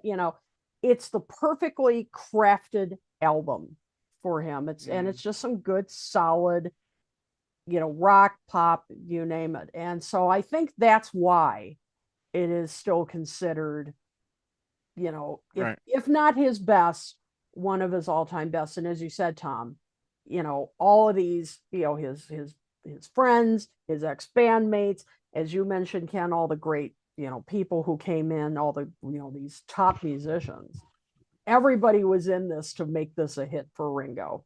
And they wanted to do this, and boy, their work paid off, I would say. And Ringo was determined too, obviously, to make this a big hit. Yeah. And when you talking Ken, about you wanted to add something? greatest, I just wanted to say that when John started writing the song, which dates back to 1970, he wasn't thinking this is for Ringo. Right. He Not was originally, for no. himself, but like we said, he couldn't get away with putting out a song like that, and it was perfect for him. And it was a perfect album opener too. Yes. And to mention, mentioning that he comes from Liverpool. Yep. So, and plus you have that front cover of the album, which is so reminiscent of Sgt. Pepper. Yeah. So you got that and an opening cut like this mentioning Liverpool, and it's And a salute to Billy Shears at the Sgt. Pepper sound at the end of the song, I'm the greatest. And then it sounds that Pepper applause comes in and everything. It's like a nod to Sgt. Pepper. Yes, my name is Billy Shears, etc. Yeah. I agree. Great One of the opening. best opening tracks ever. Yeah. And then the way he closes the album with with the great "You and Me, Babe," and giving the credits, and speaking to everybody, giving a shout out to everybody that helped him out. Obviously, you got the Mel Evans connection, helping George Harrison out. We don't know yet. I mean, but you got to read the book, to find, the. But you have it right there, Ken. There you go, the living legend, our friend Ken Womack, the Mel Evans this is story. the gem, But folks. yes, so and we'll be having him on again soon. Yep. But the end that way, I thought it was very clever. But go ahead, Joe. There's a comment from Matchstick Man. He made this on my channel, and I want to see what people think of this comment, especially Ken, if you don't mind my saying. He says, "Alcoholic Ringo made much better music than sober Ringo," and I'm torn on that because I don't think he was. Well, I mean, yeah. There's some good sober Alcoholic Ringo, great Ringo made sober Ringo music. Let's see here, Ringo the Fourth, Yeah. or Yeah, I don't want time to. takes time. I don't think his alcoholism was as on display on this as it was No. in the other. Definitely not. But regarding that comment, one of my favorite Ringo songs, as you probably know, is "Gave It All Up." Yeah, it's a perfect example. And he does sound, like he's inebriated. A few too many, maybe in that song. Right. My mother would say overserved. Yes. Overserved. But no, I think when Favorite he picked himself up, he really put a lot of effort behind his music. And he really believes in it, and he's writing more, and stuff. He started writing even more. And Time Takes Time. I think that's. I mean, on my list, that's his second best album. Me too. Yeah. Oh, that's my number 2. Even ahead of Goodnight Vienna. Mm-hmm. Yep. All right. Ken, standout track. I mean, obviously, this whole album is standout. I mean, one standout song after another. even what you would consider a deep track, like "Have You Seen My Baby" or Mm. "Step Lightly." You know, what are the the tracks that, I mean, when you put this song on, that you have to, you want to hear badly. Despite the fact that it was the massive hit that it was, Photograph to me is possibly, and I think I've even called it Hmm. the best solo Beatles single of all time. Hmm. Because it's not Wow. only a great song, but it's a great production that was put behind it. And Hmm. everything about that record was done perfectly. The orchestration, the flutes. I think when we've talked about this before, Kit, you were just saying how perfect Richard Perry was as a producer for Ringo, and it shows. And it's like you were just saying before, Kit, about the lovelorn Ringo, the melancholy Ringo having a sad story to tell. All I've got is a photograph, and you're not coming back anymore, and all that. It's so perfect for him. And really, uh, I like every single song on this album. And yes, I like to go to the deep cuts. Have You Seen My Baby is an outstanding song. And in particular, I love the Hmm. piano playing in there, which I Hmm. think is James Booker playing that. That's a Randy Newman song. I would love to know, because I don't think I've seen interviews with Ringo really talking about this at length, how he chose certain songs to be on this album. Like Right, right. his choice to do number 16, or did Richard Perry suggest it to him, or did someone suggest it to him to go to this Randy Newman song, Have You Seen My Baby? Who's the Randy Newman fan here? Did Ringo know the song? Did he pick it out? Yeah. He suggested to him. Um, and Sunshine Life for me is a very big Yeah. highlight. This really hoedown country song, which for people who love when Ringo does country, he did the Bukus of Blues album. He sprinkles country music throughout his solo albums, usually a track here and a track there. Sunshine Life for me works so well for him. You're 16 is a perfectly produced record that really suited Ringo's vocals well, and the arrangement with Right. doing the kazoo is so perfect. And 6 o'clock is an absolute gem. It's Yes. definitely still the best song that Paul has written for Ringo. I think Um, so. Agreed. You and Me, Babe is a definite highlight. I love the fact that Mal Evans wrote a song with George Harrison. Um, and as we're about to find out, and I know Ken Womack said it at the Fest for Beatle fans, there was another song that they wrote together, Yes. which we'll Hmm. find out more about. Um, Hopefully in the new book. I'm practically halfway done with it. I like everything on this album, really. Oh My is great. Would love to know how Ringo got together with Vinnie Poncia, for someone that important in his career. Mhm. So those are all definite highlights. I love all the songs, really. In some ways, Step Lightly is a highlight because it's written completely by Ringo, and it's a very Ringo. simple Right. song that works for Ringo, and he does tap dancing in it. Um, I like all of it. And Devil Woman, which is a solid rocker. So I think I mentioned every Yep. song. Uh, Yeah. I wouldn't expect anything less. Zing. Joe, what are the highlights for you there, Joe? Well, photograph number one, even though that's probably the most, Right. overplayed song, but I have big memories of that because I was 11 years old. I bought the 45 with the picture sleeve, and that was a big radio favorite. I love that. But I was going to mention, I guess, like Ken already did a good job uh, naming what are good about all these. I mean, 6 o'clock is probably, other than the ones that you Mhm. usually the more hits.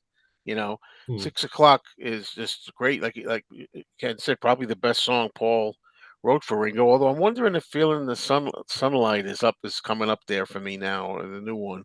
I Mm. don't know, but no, 6 o'clock is just such a masterpiece. It's such a grand track, and a longer version available on Yes. a Yep. cassette, right? An A track. Um, On CD as well. I Hmm. love "Oh My." Well, the thing is, I bought the photograph single, and my younger sister bought "Oh My." And I still have the copy with her initials on it. She wrote her initials on the apple, anyway. And it's funny.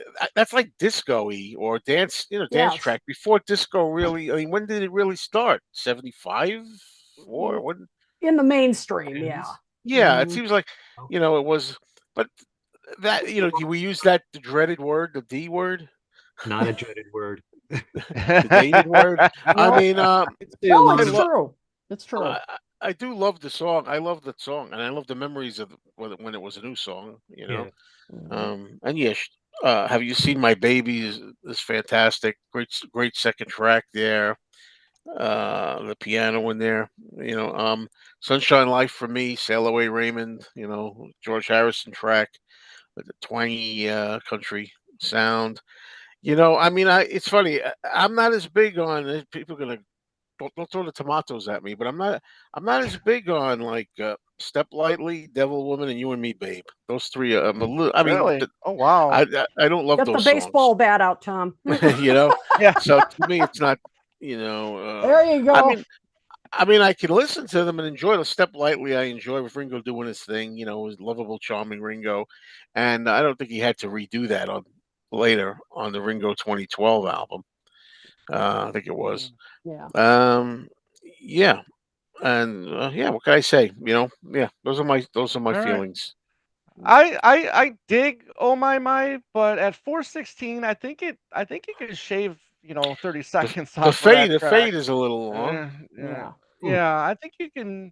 I mean, the Oh My, the repetitiveness of it at towards the end, I think maybe just goes on a little too long. Although I love the bass part in You there, got those in that female section. I singers. Oh, love that. oh. Yeah, yeah, yeah. He's playing his But game. yeah. I mean, what can you say about Photograph? I mean, it's just, and I love how he says that, it brings on a new meaning to him now when he did it at Yeah, the concert Yeah. for George. It was very, very moving when he did that. But 6 o'clock, hands down, is I think the best song Paul has written for Ringo. I think I like the longer version maybe a little bit better, but it's great. And I do love Devil Woman and You and Me, Babe. I think those are two really deep cut Ringo tracks that I think really stand out. But you're 16 nowadays. It kind of feels a little, you know, I've Creepy. no little problem with it. creepy-ish, you know. Never But thought about that till modern times. yeah, Mhm. right. But again, but it's one of those songs that I think goes well with Ringo. I mean, it's one of those Yeah. cover tracks that you associate with with Ringo. Mhm. So good stuff. But Kit, let's end with you on this the standout tracks for you. Okay, well, as you all have said, photograph, of course, and oh my is I agree. I mean, that's a catchy, well crafted rock pop kind of song, and I agree, Joe. It does have like a good danceable beat to Yeah. it. I mean, that could have been played in discos. Anyway, I mean, it Yeah, and that's really what he's could. singing. What Very is the song? When they danceable. started dancing, I jumped Mm. off the table or whatever. Yeah. It's I not mean, dance. yeah, very true. I'm the greatest. I just love. We've talked about that, but I just think that that was a great song John wrote. Even if it wasn't originally for Ringo, it just fit his personality perfectly. I love Sunshine Life for me. I just Mm. every time I hear that, as a deeper cut, I just smile. And members of the band, of course, played on Yep. that. I mean, the instrumentation on that is just wonderful. I mean, it's just, I just picture, Ringo or just like dancing on a hilltop or something, singing that. It's just so joyful. And I love it. And as you said, you like country Ringo, there it is. I mean, and it Right. almost has kind of almost like an Irish lilt to it as well. I just like kind of an Irish folk song kind of. Hmm. I love that. A couple of you If you mentioned like Devil. it, you listen. Check out real quick, not to interrupt, but Oh check no. out Don McLean's version of "Sunshine Life" for me. Ooh. It's quite Mm. interesting. Oh, Yes. I'll have to check that out. I definitely will. And I do like Devil Woman. And Mark Zuckhoff mentioned in the comments, and I agree. Great drumming by Ringo on that track. Drumming's Mm. is very Yeah, good. Yeah. that's some standout drumming, and that's a reason. Another reason I really like that song. And I do like You and Me, Babe, particularly as a closing track. And not Yes. just because Yeah. Ringo thanks It, it, everybody it's a, on the it is a track. great closer. I agree with A that. great closer. I mean, yeah, I don't know if I would like it as much just as a standalone, but as a closing track, and it just fits so well with the cover, you know, and with which of course that's another thing, great cover, you know, and it does kind of imitate Sergeant Pepper a bit. But it fits the whole album where it's kind of a stage. And you have, you know, in the opening track with I'm the Greatest, here's Ringo coming out on stage, introducing himself. He's Billy Shears, you know, and then you have that closing track, You and Me, Babe. Here's Ringo exiting the stage, thanking everybody, you know. I mean, it's nice. Ringo the Entertainer, you know. It's perfect. And it just, again, shows what a well-crafted album this was for Ringo's, not only as a singer and a drummer and everything, but just as an all-around entertainer. You know, Excellent. I know it's never going to happen, but I always wish that Ringo would close his concerts with Yes. You and Me, Babe. Oh, wouldn't that be awesome? Well, I would want to hear that. Yes. You know, even though a lot of people in the audience who only know Ringo for his hits are not going to know that song, it is Beatles so songs. tailor-made for saying goodbye and leaving the stage and Right. everybody. And he can change it up, right? He could thank the members of the band of his current band, right? He doesn't. Yeah, exactly. It's a real shame that Ringo doesn't think along those lines, you know. But what are you going to do? Yeah. We're lucky to have him, but it would be nice. And do Snookeroo, Ringo, Oh, please. that would work so well live, Snookeroo. Yeah. That'd be awesome. In the Eight Arms to Hold You book, they do say that You and Me, Babe was considered for a single. Interesting. So in those days, they didn't have 4 singles.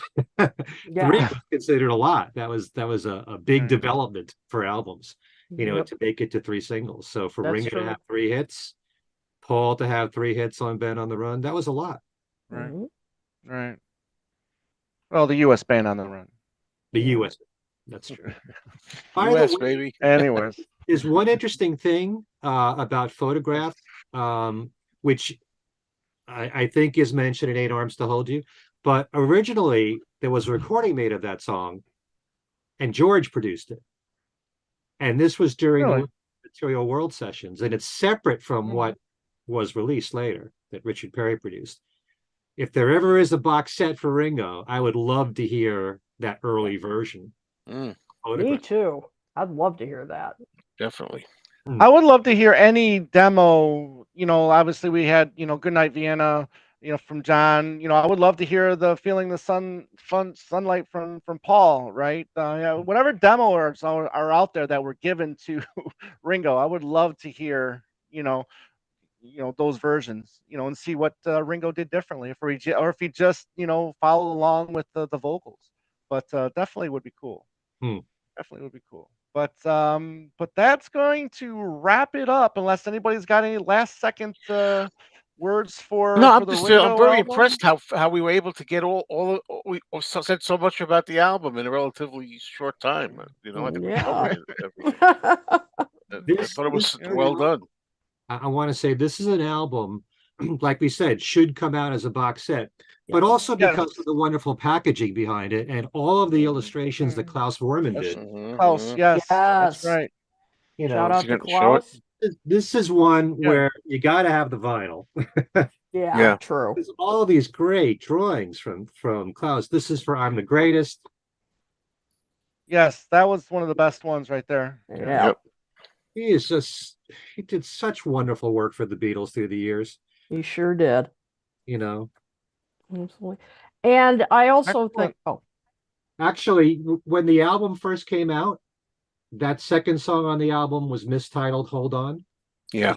Oh, yeah, that's right. My Baby. 2 versions of the album cover. It says Hold On. Yeah. But no, just gonna say I think it's also, you know, really interesting when you listen to the album now, how it really doesn't sound that dated. You know, even though it's 50 years old, it really still sounds pretty fresh. I mean, it just shows you that, you know, classic rock, you know, and it really doesn't age at all. You know, really don't. I agree. I love it. It's a solid album from start to finish. You got it. Excellent. Well, thank you everybody for joining us on this episode. We're going to go around the horn here and see what everybody's got coming up. And Joe, we want to start with you.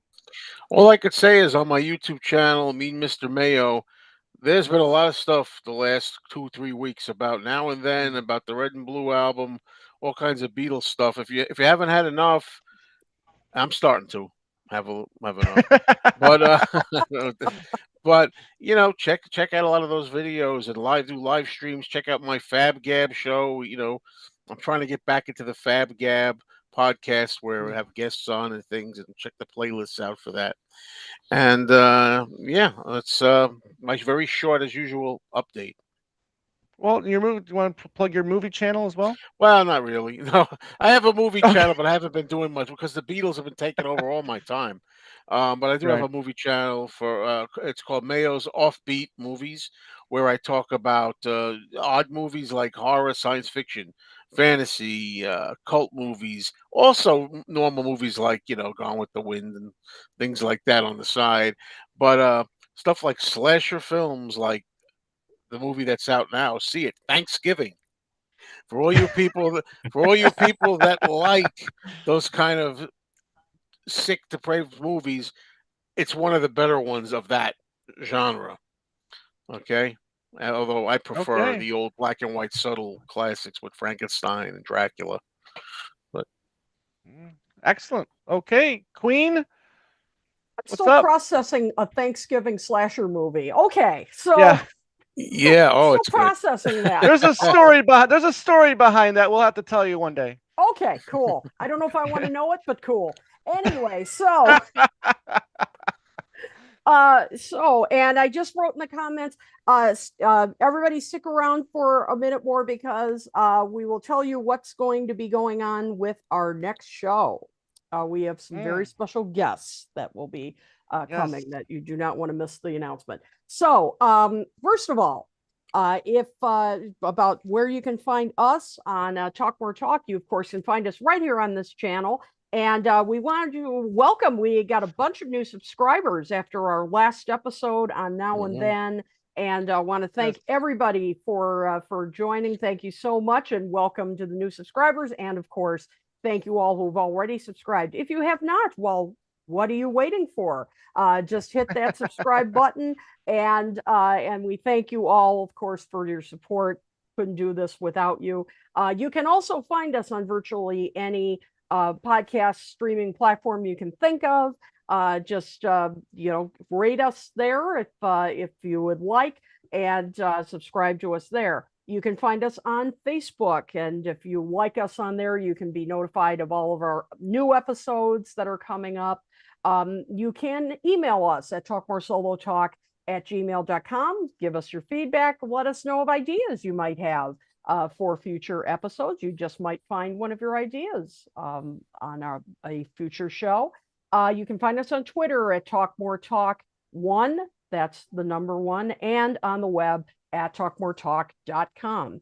As for me, the latest episode of Toppermost the Poppermost is up October 1963, the UK or US charts rather. And we've got more episodes that we are working on as we speak. And my British invasion class, which is the next in the series, which is about the first wave, including, yes, the Beatles, will be starting December 7th. And it'll be December 7th and 14th, 2 nights. So you can register for that. The information is on the Talk More Talk page. On Facebook, it's on my page. So spaces are filling up pretty fast. So please register. It's a fun class with it's interactive. It's not just listening to me blather on for an hour and a half. Don't worry. It's we also have discussions, and it's a lot of fun. At least one of my students is in the chat, so he will Mark. He will tell you it's a lot of fun. So I hope to see you there, and I think that's everything. Okay. Well, for Two Legs World, this past weekend we dropped our latest episode, which is on the recent collaborations that Paul has partaked in this last year. We got some Dolly, we got Ringo, we got Jimmy Buffett, and we got some Stones. So that was a lot of fun talking about those tracks. Before we started doing this, Andy and I recorded with my old leg, David. So it was three legs on the show, and we talked about their experiences with this whole Mel Evans book launch. The one that Andy got to see Ken Michaels at the one in there in was it New York, and then David, my cousin, got to see the Queen in Cleveland at that launch at the Rock and Roll Hall of Fame. So they had a great time. We talked about those two. We talk a little bit about the Red and the Blue, and that'll be coming out this coming Saturday. This Wednesday, myself, Joe Mayo, Andy, and Beatley Tone will have a new episode of Stuck Inside These Four Walls. Where we go live and we'll just take everybody's questions and have a fun time doing that. A lot of stuff coming up, some more authors, more books I got to keep reading. It just seems like it never ends with these Tell me about it. books. But I'll tell you, keep them coming. I love all of them. Well, almost all of them, but anyways, but you can email us at twolegspodcast@gmail.com. Obviously, Two Legs has gotten a lot of new subs since the whole now and then, and since another show plugged us when I'm sure he didn't mean to give us all these wonderful new subscribers, but he did anyways. But that's a story for another time. So we appreciate for the shout out on that one, buddy. Thank you. But other than that, Ken Michaels, besides Peter Jackson, what have you been up to? After Peter Jackson, everything pales in comparison. First of all, before I say anything, I don't want to forget the fact that when I bought the Red and the Blue CDs at the indie store where I buy my stuff, if you buy them at an indie store, you get this. What? Oh, wow. Really? Well, Yeah. I didn't know that. I bought it at an indie store. Oh my gosh. Wow, that's really cool. Get one free CD. At least that's what. Oh, that's No way. bogus. So that's almost kind of like the Chip, giveaway Chip. they did for the All Things Must Pass. They Yeah. gave away a George Harrison. It was about the same size. Oh, okay. Yeah. But that was a Yeah. nice surprise. I wasn't even expecting that. Yeah. Whoa, what a surprise. Surprise, surprise. Surprise. As we've been talking about Peter Jackson, just want to mention it was a privilege once again to talk to him. And for those of you that don't know, this new interview with Peter, we're talking about the audio for Now and Then, the video that he produced for Now and Then. There's a lot about Mal software and understanding it and how it works. And something that Peter did for us, which he was so sweet to do this. He was trying to demonstrate when we were recording the show with his laptop, playing tracks from Day Tripper, isolated tracks, but we couldn't hear it as it was recording. So he took it upon himself to record a clip completely on his own, alone, and send it to us, which we inserted into the show. And it's really cool what he did, because you get to hear, there's about, 10 to 15 seconds of Day Tripper, but all that was played on the 4 tracks, isolated. And not only do you get to hear the bass, the drums, the guitar playing, the singing, and the harmonies, he even takes you through the drumming on Day Tripper, and you only hear the bass drum. You only hear the tom-toms. Yeah. You only hear the cymbal. You only hear the hi-hat. And with the harmonies, he separates them.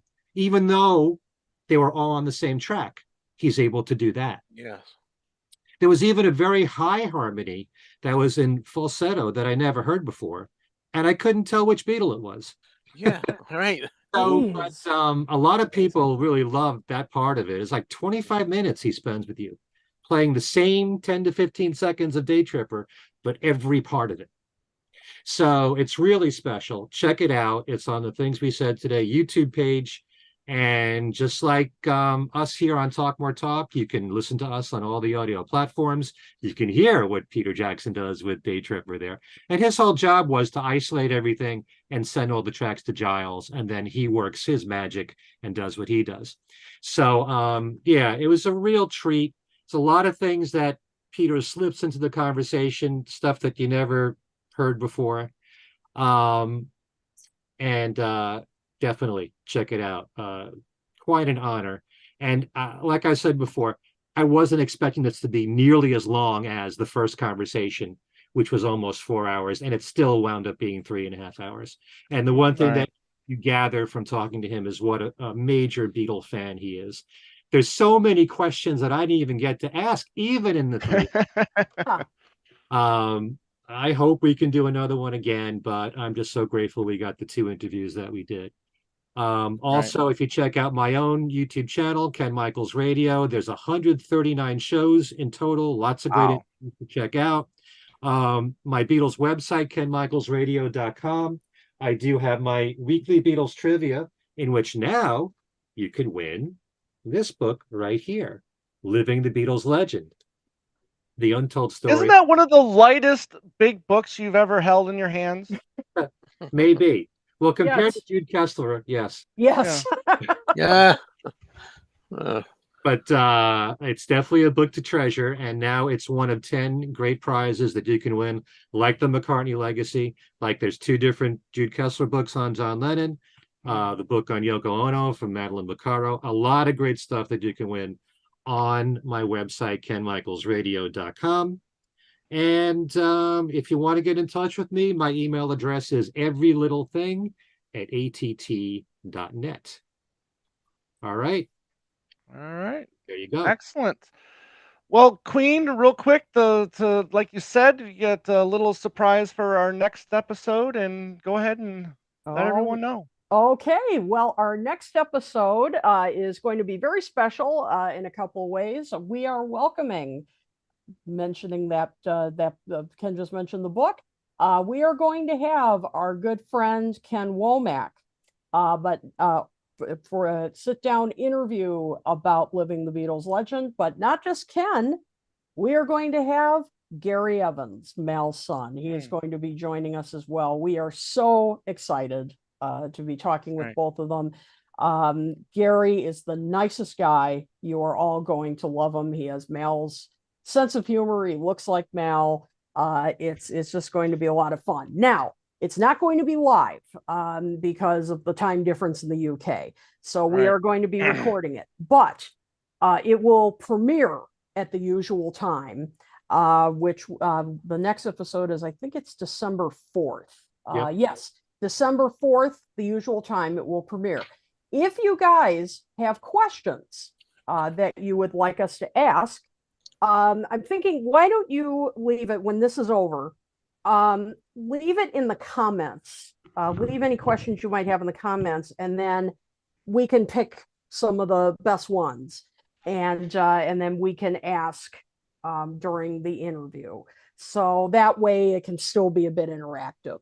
So again, it will not be live, but it will premiere at the usual date and time right here on this channel. So don't miss it, December 4th. Kid, I have a question about Gary. How's his anvil playing?